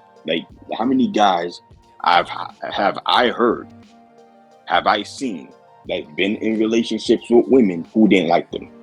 Like, can we think about that for a second? What is the number on that? Oh, I've heard a lot of people, No. But this is no. Because when you got, and here's what I'm saying: when you guys make statements like this, right? You guys have to make sure you guys have adequate information to make these statements. Because when you say I heard or I spoke to, it's like, okay, this is Mr. Lucario, right? Only has an audience of 74,000, right? Me and Alex only have an audience of 75,000, right? So our audiences are pretty much the same. You get what I'm saying? Growth wise. So it's easy for me to say, because you guys see it on Mr. Lucario's channel, it's easy for you guys to say, I've heard multiple men say this, right? But if me and Alex did a relationship dating content thing, it would be easy for us to say, well, according to the people we spoke to, this doesn't happen. You get what I'm saying? So it's important, if you're gonna make these statements, it's very important to back up what you're saying, because I'm not disproving what you're saying. So I don't want you guys to feel like I'm here to like shove it down your throat and say, you're wrong, you're wrong, you're wrong. I'm saying when you guys make these statements, personal word of mouth and I hear or I spoke to, it means nothing, because as a human being, you're not going to speak to 5 million people and have a one-on-one conversation with 5 million men to make these statistics. So that's why we have surveys. That's why we have people who actually, they do these actual things. Like Blessed has been in this chat uploading actual surveys and statistics to back up why you guys are not accurate. So when the counter to that is you guys have to have the statistics to justify what you're saying. So do you guys have statistics to justify what you're saying? Yes. Okay. Like, first of all, I met Lucario and Miles in person. These guys live by what they preach. These men are masculine, and the women that they date actually reflect who they are. I met these guys twice. One time out in Las Vegas. The second time was out in Miami. So I can actually speak because I actually met these cats in actual person. And first of all, they teach about masculinity. That's what I'm on. And by the way, it's just not just Mr. Lucario. There's Miles, there's Steve the Dean, there's Mr. 1950. All those guys talk about different stuff. But one thing that they talk about is masculinity. That's what I'm on. That's what I want to develop for myself. But as far as what you're talking about, as far as the actual statements, listen, I do lists just like I said. I have over 15,000, almost 16,000 rides, and I've seen this in person. I've seen a woman hit her guy. Yup, me too. inside my car. I've seen women say, shut the F up to their dude inside my car. And I've been doing this for 3 years. And I'm not just talking about here in my city, Cincinnati. I've done lift in Cleveland, Columbus, Indianapolis, Atlanta, Nashville. I've done it in all those cities, and nobody can't tell me anything. Anything. Because I see what Miles and Lucario talk about in actual real life. I've seen women sneak out of the house and go to some other dude's house because they were actually into that dude. I see women that I pick up go to these nice restaurants and they actually tell me that they don't actually like these dudes. They're just using them for the free meal. So nobody can tell me anything.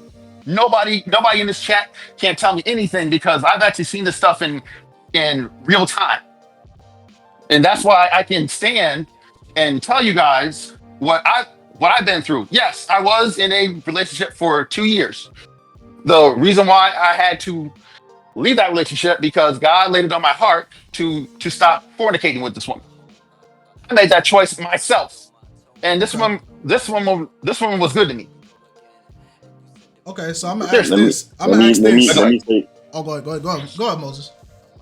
Let me say this. What everything Chris said, I actually seen it in real life too.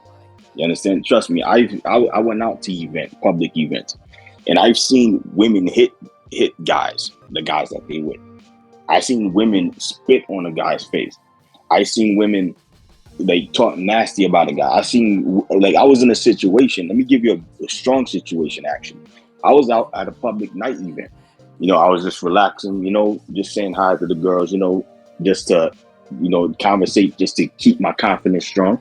And what happens is that there was this one woman who was out with a man, and then she didn't really like the man. And then what happened was that man was miserable, arguing with the girl. And so I'm sitting down. So the man went to the bathroom. And then so I'm sitting at the counter trying to order me something to drink. And the girl was talking to me. And the girl was telling me how she's not really feeling him like that. He's just off and on. She just likes me better than him. You understand? I've been in these situations. You understand?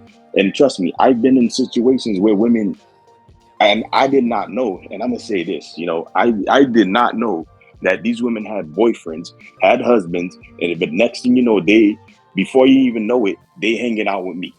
They cheating on their boyfriends with me. And I didn't notice that. And until when I contacted them later, that's when they told me they got a boyfriend.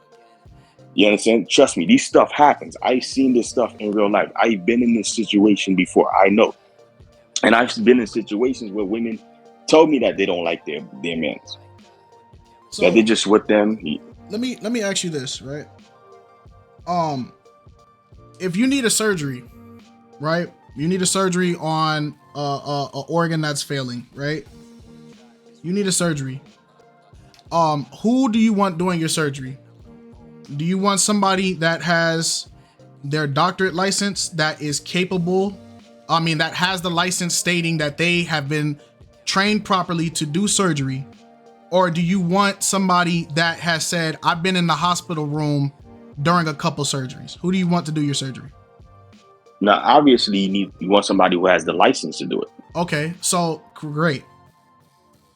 Now, who do you think is the most qualified to teach you about the relationship, how to have relationships and how to do relationships? A person who is single or a person who is in a relationship? Who is going to give you the best relationship advice?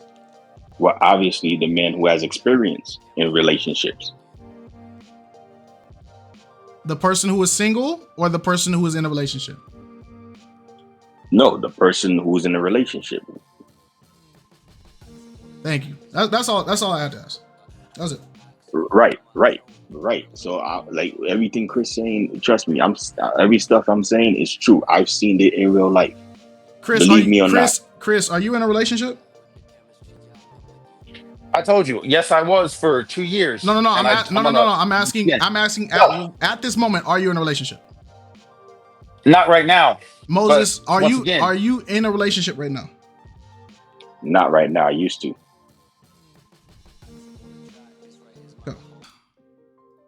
Yeah, well, thank you guys for the entertainment. That was hope y'all learned something today. Learn something, or you didn't learn something. Hope you learned something. I wanted to talk about the catch up. The one with the ball player from my hometown. That he put on a great embarrassment for Jersey. I was highly embarrassed, but I just wanted to touch on that because I think something needs to be said about dating ball players. You really got to I was taught you're not supposed to do that. And Moses and most people here from the NYC and Jersey area, we were taught this growing up. There's two people you don't date. You don't date a ball player, and you don't date a Wall Street guy because they're basically the same kind of person. And it's just nothing but chaos. And I wanted to know, I don't have a topic yet, but I know it's something there that we can discuss because that was a lot that went on between that ball player and saying generalizing, going to date white women. It was just so much that was going on with that topic, with that whole catch up. I don't even know where you want to pick it up or where you want to speak on that topic. On that catch up, because there's so much you can dive into. But it's just where do we go from here? Because it was so much. But the problem I had with it was I know a lot of women tend to date ball players, but then it's this is what happens when you date ball players. So it's I don't know how to. I don't even know where to go with this topic. Okay, so that was no. something I wanted to touch on. Now we know what, Miles, is good because we can make a topic out of this. We can just ask people overall how they felt about what was going on. So that way it can lead into conversation. So to the people that don't know what Miles is talking about, there was the Derek and Savina catch up where Derek was the NBA player and Savina she came out on her episode of Pop the Balloon and ended up getting a match. And so the reason why this catch up went so big as it did, Derek ended up being a interesting character. And a lot of what he said was very controversial. He even went as far to say a point of this is why we athletes don't date black women, because they don't bring up things like their safety when it's time for them to fly out and stuff like that. This is why we date white women.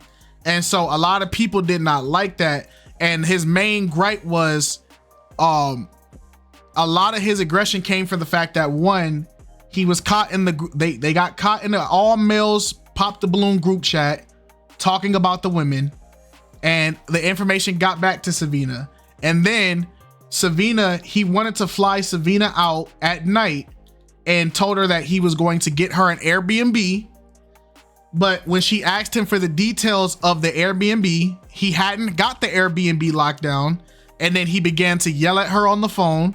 From what the video says, he yelled at her on the phone, and he even gave the threat of, all right, I'm about to go get you a hotel on the side of the road and leave your A there, and I'm not coming back to get you. So how did y'all feel about this catch up? And so Squall, we're gonna let you go first. Hey everybody. Hey. Halo, I'm unmuted now, baby. I'm sorry about that. So listen, I came in late, but I was right on time for this topic. He upset me to the point where I had to go and rebuke myself. At the beginning of the video, when y'all had the intro, I was like, dang, Kites, calm down, you crashing out. But by the time we got to that part, to that segment, I was fussing right along with you. I was fussing right. I'm like, what in the world? Oh my gosh.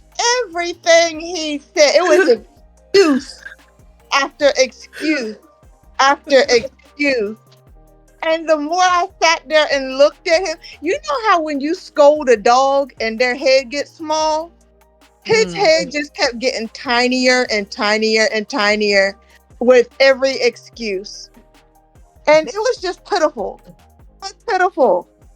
I just, that's all I can say. Just ill. Just yuck. He got on my nerves. He made me mad.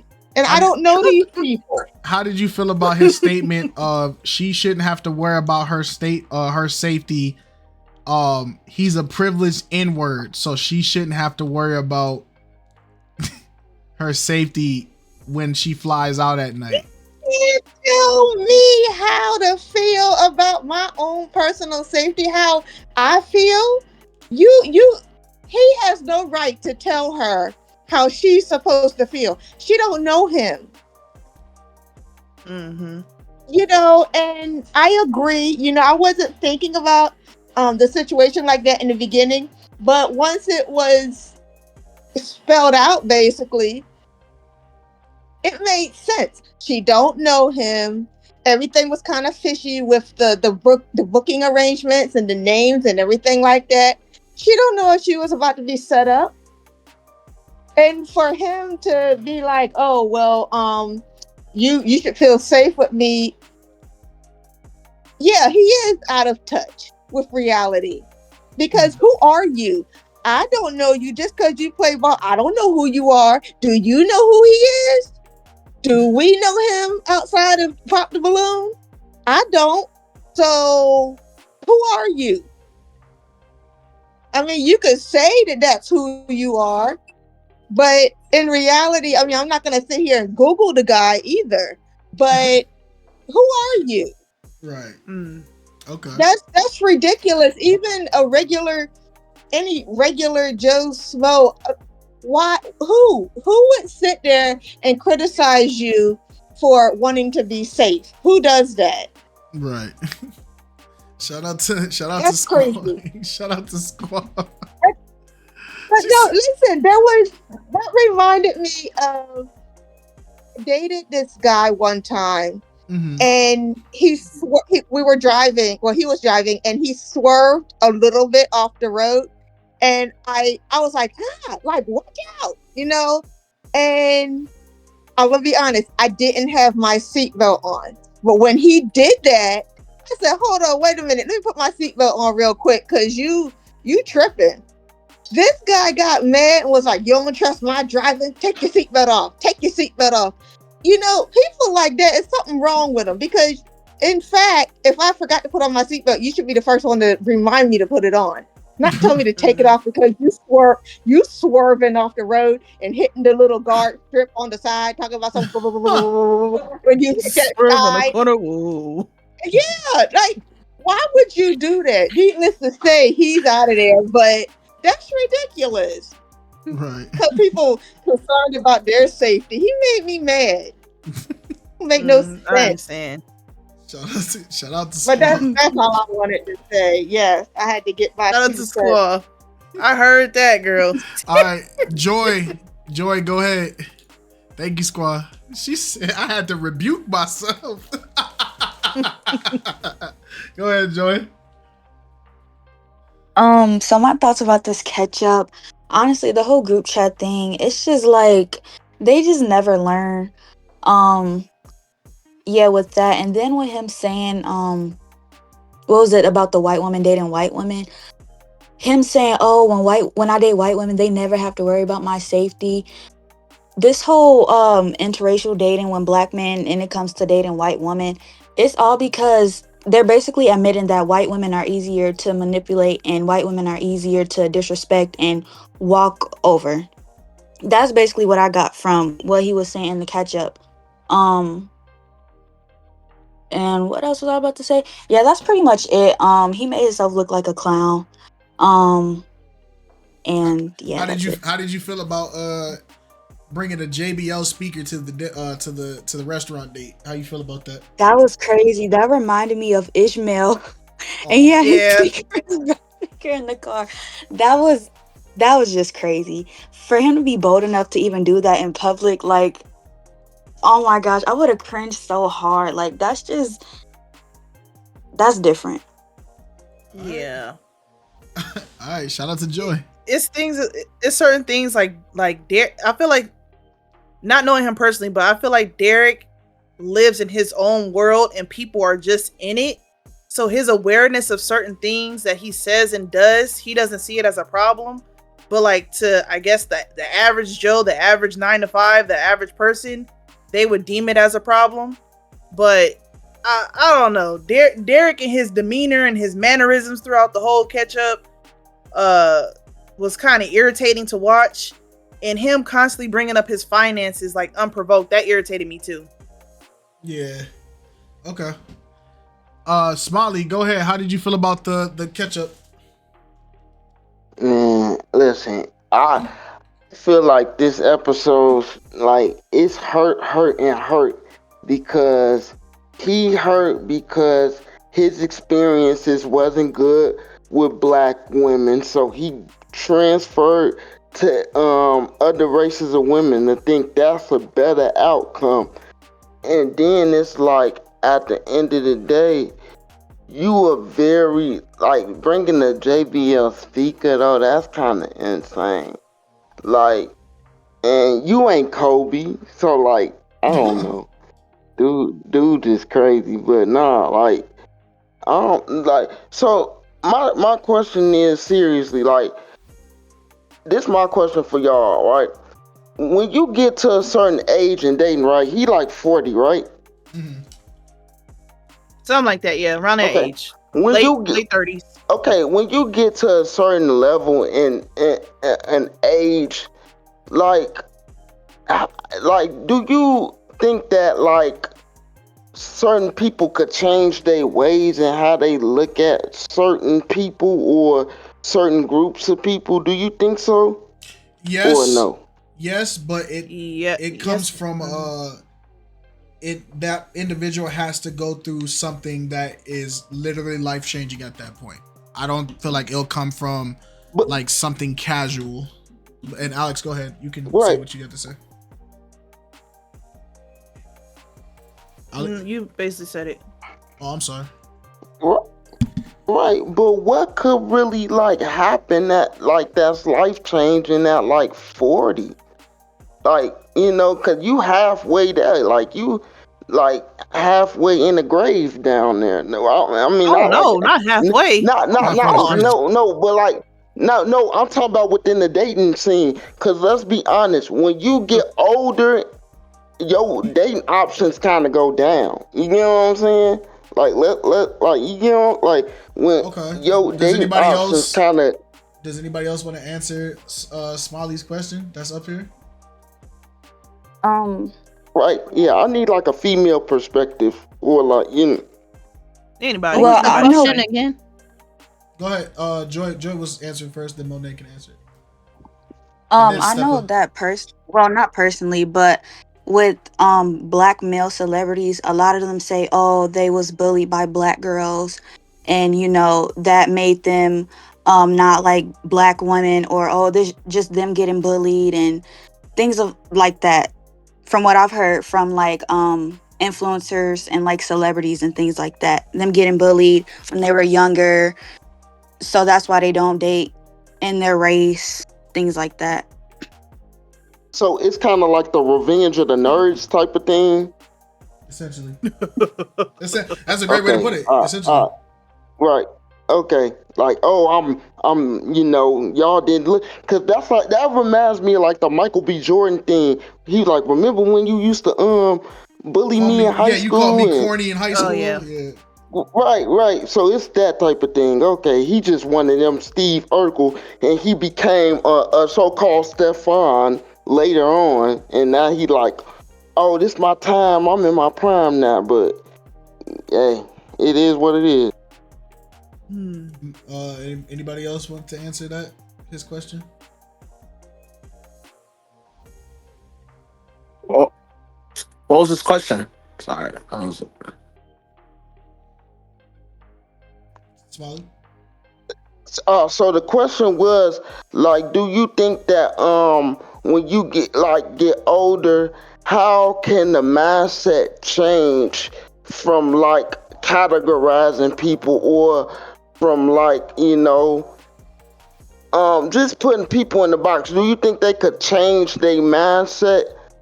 Cause like KiteZz said, like it got to be something like traumatic that's going to happen to them. But do you think that's the case, or like, what's your opinion about it? Honestly, not most or some people do not really change their mindset or basically just stick with the mindset or just stick with the mindset until they just be more what's that word? Should mature. Because most of the time they still gotta keep that little same mindset or whatnot until they have a mature mind or basically just be mature. I don't know. But It's pride. yeah, basically pride and ego at this point because if you in your 30s to late 30s and it's still acting like you in your 20s or having a mindset as a teenager and you still haven't changed, you're basically just developing those habits. Mm. Know what I mean? So it's just immaturity and ego at this point. Mm. No, so and and for Derek that said that this white black men date white women and stuff. I mean, that's just projecting. Mm. You're just projecting at this point. Pretty much projecting. Gotcha. Can't just say that in front of two black women and you ladies just went on a black podcast pop On a Black the Pop the balloon Balloon show. show. You know what I mean? Right. So Right. yeah, you can't just say that. You know what I'm saying? You're just basically projecting at this point. Oh no, he could say it. I don't think he's PR trained to not say it because that definitely wasn't the platform for you to say that. Right, exactly. He could say it. That was his opinion, though. Definitely his opinion. He just said it on the wrong platform, literally on a black platform. Know what I mean? Literally. Right. All right. Shout out to Steph. Just like how NFL players. Oh, okay. No, go ahead, Steph. No, Go ahead. I was actually gonna say just like how NFL players date white women, some black NFL players date white women too, and they probably felt the same way how Derek was feeling. But yeah. Mm. All right. Shout out Stepper. But yeah.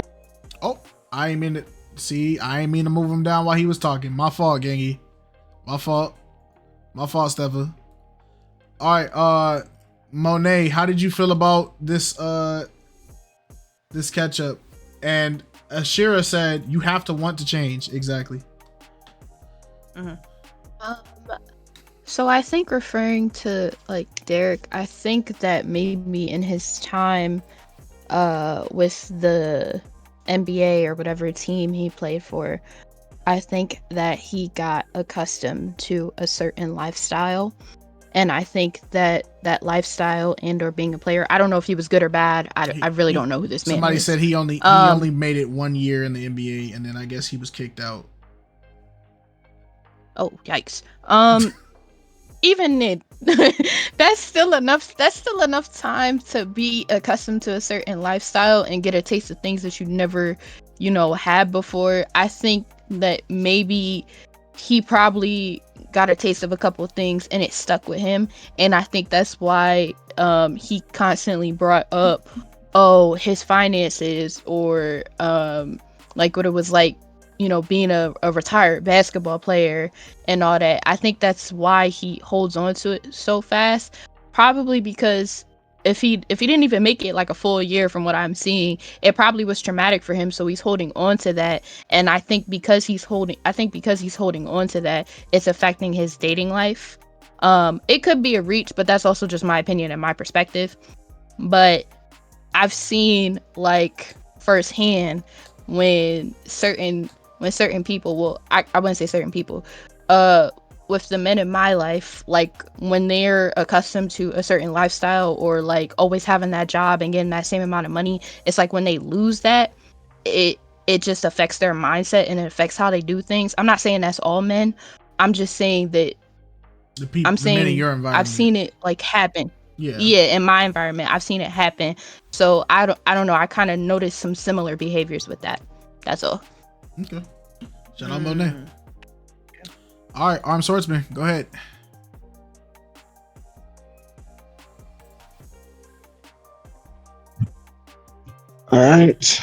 Right again. So I mainly want to give food for that.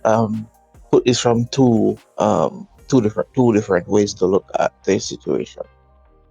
Because let's say if in my experience I'm being treated badly by the same set of people, right? So maybe in his environment he's choosing some people and all of them are treating him the same way. So he now decides that, all right, since black women are treating me like this, I'm going to step away. I'm going to try something else, whether that be another race or whatever, right? I think I can get an argument for that. At the same time, I can understand that you can't use your experience to broad brush every single person in a specific category, right? So I can get it from that perspective. And alternatively, my thing is forever this: if you are attracted the same type of person, then you need to look at yourself to see what are you doing, why you keep getting these same results. So I think there's always a point for self-reflection. And I just want to touch on one more thing, which is I don't get it. There's this thing I keep hearing people say, essentially revenge of the nerd, where if while I was down you didn't care about me, I know that I'm in a better position, you're smiling with me, that feels weird to me. So when that happens and people say, all right, I'm not going to be talking to those people who treated me bad while I was down, and people look at them as if they're the ones who are corny, that is always weird to me, and they call it revenge of the nerd. To me, that is weird. If while I was struggling, if while I wasn't the person, I wasn't up, you were one of those who are laughing and jeering at me, and now I'm in a better position. I'm not saying I hate you, but I'm saying let's keep the distance, right? That same distance that you put there, let's keep that there. That's just how I look at it. I don't think it's like a revenge of the nerd thing. I think it's, this is how you treated me. Fine, I'm not going to hold it against you, but I don't want to be in your space either. That's just how I look at it. Right, and and I agree with that. Go ahead, baby. Keep going. Go ahead. No, go ahead. I want, if you have more to say, go ahead. Oh no, I was gonna say I agree with that. I feel like when people do go through that, they have their right and they have all means to, protect themselves and keep people away from them that act like that towards them. But when you make statements like, this is why black men don't date black women and they only date white women because of the experiences that I've had with black women. When I was younger, somebody bullied me, like the Michael B. Jordan, for example. Michael B. Jordan could have experienced having a bully, which he did, and it could have stopped him from dating black women entirely. But only based off of one woman's action, he exiled a whole group of women that he's never met, he's never encountered, and you're putting somebody else's actions on a whole group of people that didn't do anything to you. That's where it becomes a problem, in my opinion. By all means, you have every right to date who you want to date, but when you make statements like that, you haven't even encountered all black women. There's so many in this world. There's no way. Right. There's no way. Plus, we got to call a spade a spade. I agree with you on that. If somebody treats me wrong, I don't want to be in that environment. But Derek is not the example of the latter. Let's keep it a stack. The reasons why he was having discourse with this woman to say like, you shouldn't have you. When I was in the NBA, women, we would fly women out all the time, and they never talked about their safety. And you're using that as like the black woman is wrong because she doesn't trust you to fly to a state at 1 a.m. in the morning and go to an Airbnb that you haven't even confirmed it to a guy that she hasn't even she knows nothing about. That's crazy. And then it makes it even crazier is the air. Yeah. I know you're not saying. The, oh no, supporting, yeah, we know. Yeah. I'm just saying to the Revenge of the Nerd thing. I agree 100% with you on the Revenge of the Nerd thing. I'm just saying Derek is 100% would not apply in this conversation. Like we really got to break down the Carfax on this broken engine, right? Let's get the Carfax here. Like let's go to some key points. He got mad at her because she asked for what the Airbnb was. He had already been in the group chat sneak dissing her, basically talking about, oh yeah, I matched with the girl with the scar on her legs and the work done. So he was already doing all that in the group chat, right? Then he got mad at his homies. He got mad at somebody in the group chat for showing her what he was saying in the group chat. Then he tried to lie and deny it and then got exposed. Then he admitted to yelling at this woman on the phone. Keep in mind, they don't know each other like that. He admitted to raising his voice, yelling at this woman on the phone. He's cussing at this woman on the phone. He tells her the exact statement. All right, you know what? I'm about to go get you a little motel on the side, a little 3-star motel on the side of the road and leave your A there. And I'm not coming back for you. To a place she's never been. And then he admitted he admitted that he did not have the intentions of actually having a relationship with that woman. And talking about I was just gonna fly her out and pay for the Airbnb and all that just as a friend. Then my thing is, if I'm flying somebody out as a friend, I'm not gonna bring up the fact that this cost me money and throw it in their face of what you finna put in. I know I invited you out here, but as a friend, so I spent $1,500. So what you finna do? What you finna do since I put this money in? That don't sound like you have the intentions of being on like some friendly timing. You know what that sounds like? That sounds like those dudes that get people and they go on trips to like Burning Man or something like that. And it's time to go back and they say, hey man, I just spent $300 on gas. You finna pitch in? And the girl be like, oh, I didn't know. I didn't know I need to pitch in. And what is the expression? Everybody knows exactly the expression. It's ASS or gas. If you ain't gonna pitch it on gas, you need to start throwing some.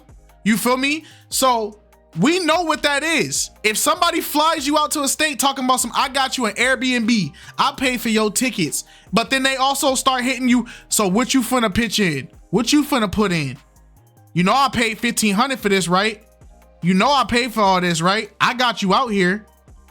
But then you willingly admit you have no interest in that person, relationship wise. But you're in group chats talking about her butt and her figure and all that. We gotta start calling spades a spades. Buddy had the intentions he was gonna try to sleep with that woman.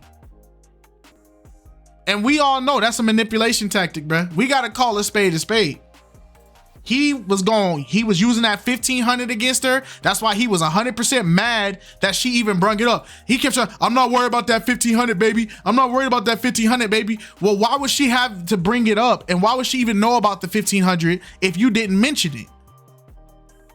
You want to know why you mentioned it? You was trying to use that as your justification of getting some. You was going to use that to get you some. And then apparently she was at fault. By who? A lot of people in the comments were saying, well, she agreed to it. For somebody that don't want to go on chlorine, she definitely was agreed to pack a swimsuit and go. That, and the third. Here's why she must have knew what he was doing. That's what they were saying. Here's why that mindset was dumb. She didn't know that he didn't see. He admitted in the video that he didn't have the intentions of taking her seriously. And they asked her, I think they even asked him, were you made aware of that? And she brought up the fact in the text message, he was even saying stuff like, I love you. Mm-hmm. She was in the mindset that he was trying to make a relationship work. That's why she's like, all right, I'm allergic to chlorine, but I'll still do this. I'll still go out there. Okay, we can still do this. Yeah. And this happened right before they were supposed to have the catch up. Exactly. So they were probably still contacting each other in between. And then she got hit with all that. Right. So it's like I get what people are trying to say, but my thing is, we don't know if she gave us the impression that she was actually taking that seriously. She was trying to take the relationship seriously. He admitted on the video, this was the first time she even heard it in the video. He had no intentions of taking her seriously. So it's like, I don't know. I can't sit there and be like, oh yeah, she deserved it. It's like, bro, he wasn't keeping it 100 with her the whole time. He wasn't telling the truth. Yeah, that's why she was laughing. You cussing her out because she asked you to show. She didn't even ask where. She asked to just see the Airbnb, and he cussed her out. Come on now. Who else has anything to say on this topic? Can you guys hear me? Yes. I have my headphones on. Yeah. One last thing. I just think he's just used to having his way with women. I feel like once he, figured out that she wasn't trying to do anything sexual, he tried to make it as, oh, I just want to be friends thing. And I just don't like how people come on this show and just waste people's time. Like, if you're not interested in somebody, pop your balloon. Don't waste their time and waste your own time as well as Arlette's time. It's just like, just be upfront about it. Mm-hmm. Yep. Thank you. May I add something to that? Or... Yeah, go ahead, Mouse. Go ahead. It's open conversation. Shout out to Joy. I wanted to say something about this whole experience too, and I hope that maybe women are watching this, because I think sometimes these shows are good for lessons, and I think women really should take note to this when you gravitate like a small athlete or a stockbroker. This is why we say don't do that, because sure, there's a LeBron James out there who's a nice guy, loyal to his wife. Larry Holmes. I mean, the list goes on with some celebrities, Denzel Washington, Lorenz. Like, there's some good people out there who historically have been good to their wives and just good, genuine people in the entertainment business, sports entertainment as well. But you really taking a chance when you try to date one of these people, because it really is a hit or miss. And it's more hit than miss. I don't have numbers, but I mean, you see them. You see the pictures out there. I mean, you could figure out your own arbitrary numbers. You don't want to date an NBA player, well, a sports entertainer, because they're entitled. And athletes particularly, the problem with them is they've been spoon-fed nothing but good things their whole life. So they never had a chance to be social with people. They never had a chance to be social to normal people, because you had coaches, teachers, people who want you to put up 30 points a game, and they're willing to give you a grade just to get by. These are the type of people that you're dealing with. So when they get older and they're kind of a washed up player who really didn't do much but set picks for Kobe, usually those people, they like you guys said, they get a delusion because they once was, but it's like washed up is a real thing too. Most people don't even know that you play basketball. It ain't like nobody's running at your door like, let me get an autograph. I'm from Jersey and I don't even know them. And it's like, we don't know you like that. Like, no, you're not even that. And as far as like the corniness, and I wanted to touch on that with the Michael B. Jordan thing, because I don't know him per se, but I've seen him around growing up. Michael B. Jordan wasn't really that corny. He was never really that corny to begin with. He was one of those kids that just like wrestling like us. He played Beyblades and Yu-Gi-Oh! Like everybody else. But when people would roast him about it, he never had any good comebacks. I do know that. He would get like roasted, and I used to play the same stuff. We'd be at the same tournaments in Newark, New Jersey and all that, but he just didn't have good comebacks. Because he was kind of dingy looking and he was kind of skinny, but he was never corny. It's just that now that he's the big man on campus, he's kind of like letting people know, oh yeah, the corny kid, right? But he was never that corny. And then I just want to touch on the Wall Street thing too. They're no different than athletes, because if you did a Wall Street guy like a stockbroker or a high-priced lawyer or someone who's like in the, Armani suits with, briefcases walking down Wall Street, making moves, making millions, those people are just as toxic because they don't have social skills either. And a lot of them are on cocaine, and a lot of them have these great connections with lawyers and high places. So when they smack their woman around and You try to like sue them, they're gonna beat the case because their dads are like the judge, or they're just too connected and they're too toxic. They'll cheat on you right in front of you and say, what? You either gonna join in or leave. What you gonna do? Like they really these are the type of people that you're dealing with. So I think something needs to be said about when you want to date these high, I don't want to say high value, but just be with normal people. If you want a good life, be with a normal person. I mean, you can get toxic from anywhere, but your chances compared to these athletes and celebrities, your chances are very slim dealing with the toxic when you deal with just normal people, truck drivers and dudes that cut hair, just normal people. Right. That's all. Shout out to Miles. Good job. All right. Is anybody else got anything they want to say on this topic?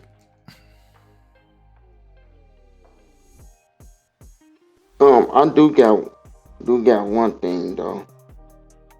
Go ahead, Stepper. You and we'll let Smiley then Stepper. Go ahead. Okay.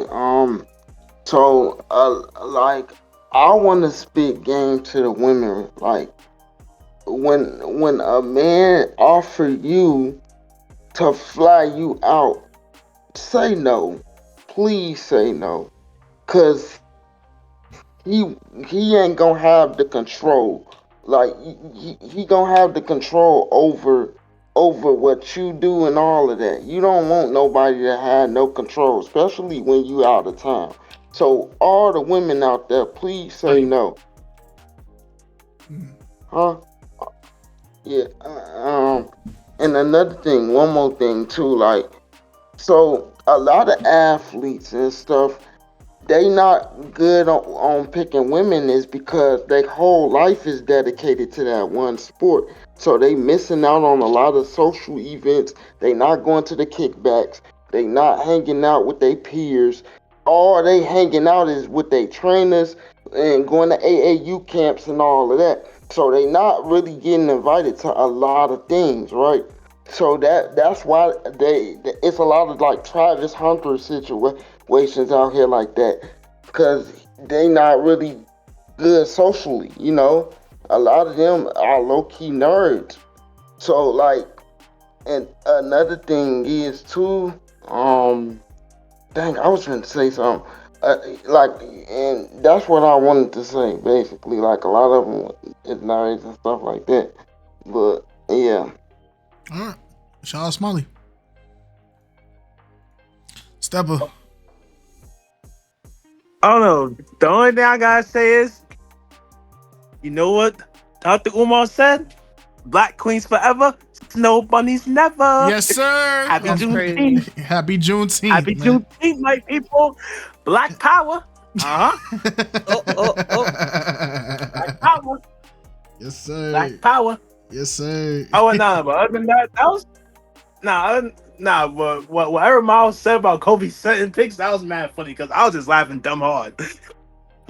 But other than that, Black queens forever, snow bunnies never. That's all I gotta say. Good night.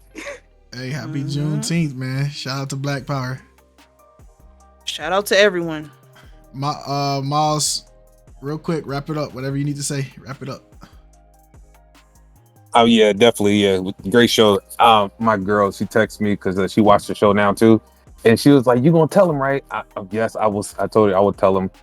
So I am 33. She is 29, and we're both virgins. Yeah, we've never done it. I've never masturbated either. And I'm new into this whole Christ thing. I've been learning with you guys. You guys been teaching me, but I just knew as a young kid, like, it's not supposed to do that. But I wanted to say that, like, so I mean, the 99.9% thing was crazy because I'm like, bro, I'm a virgin. Like, I'm literally 33 years old and I've never done it.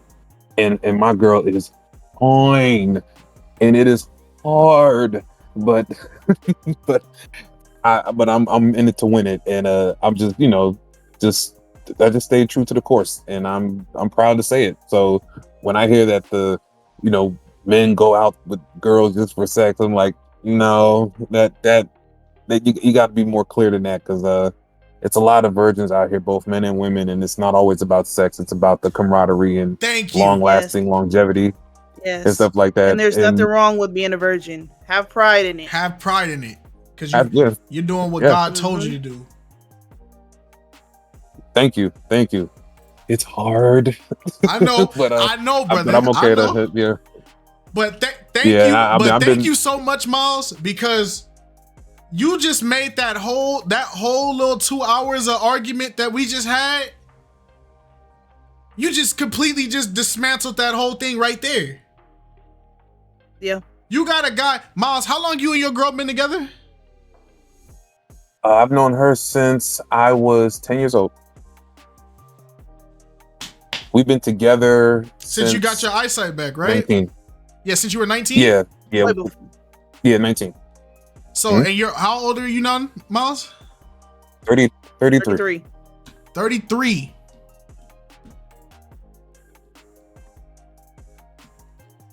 She is thick, and it is driving me crazy. But it's okay though. I'm used to it now though. It was hard the first few years when I was younger, but after a while I got used to it.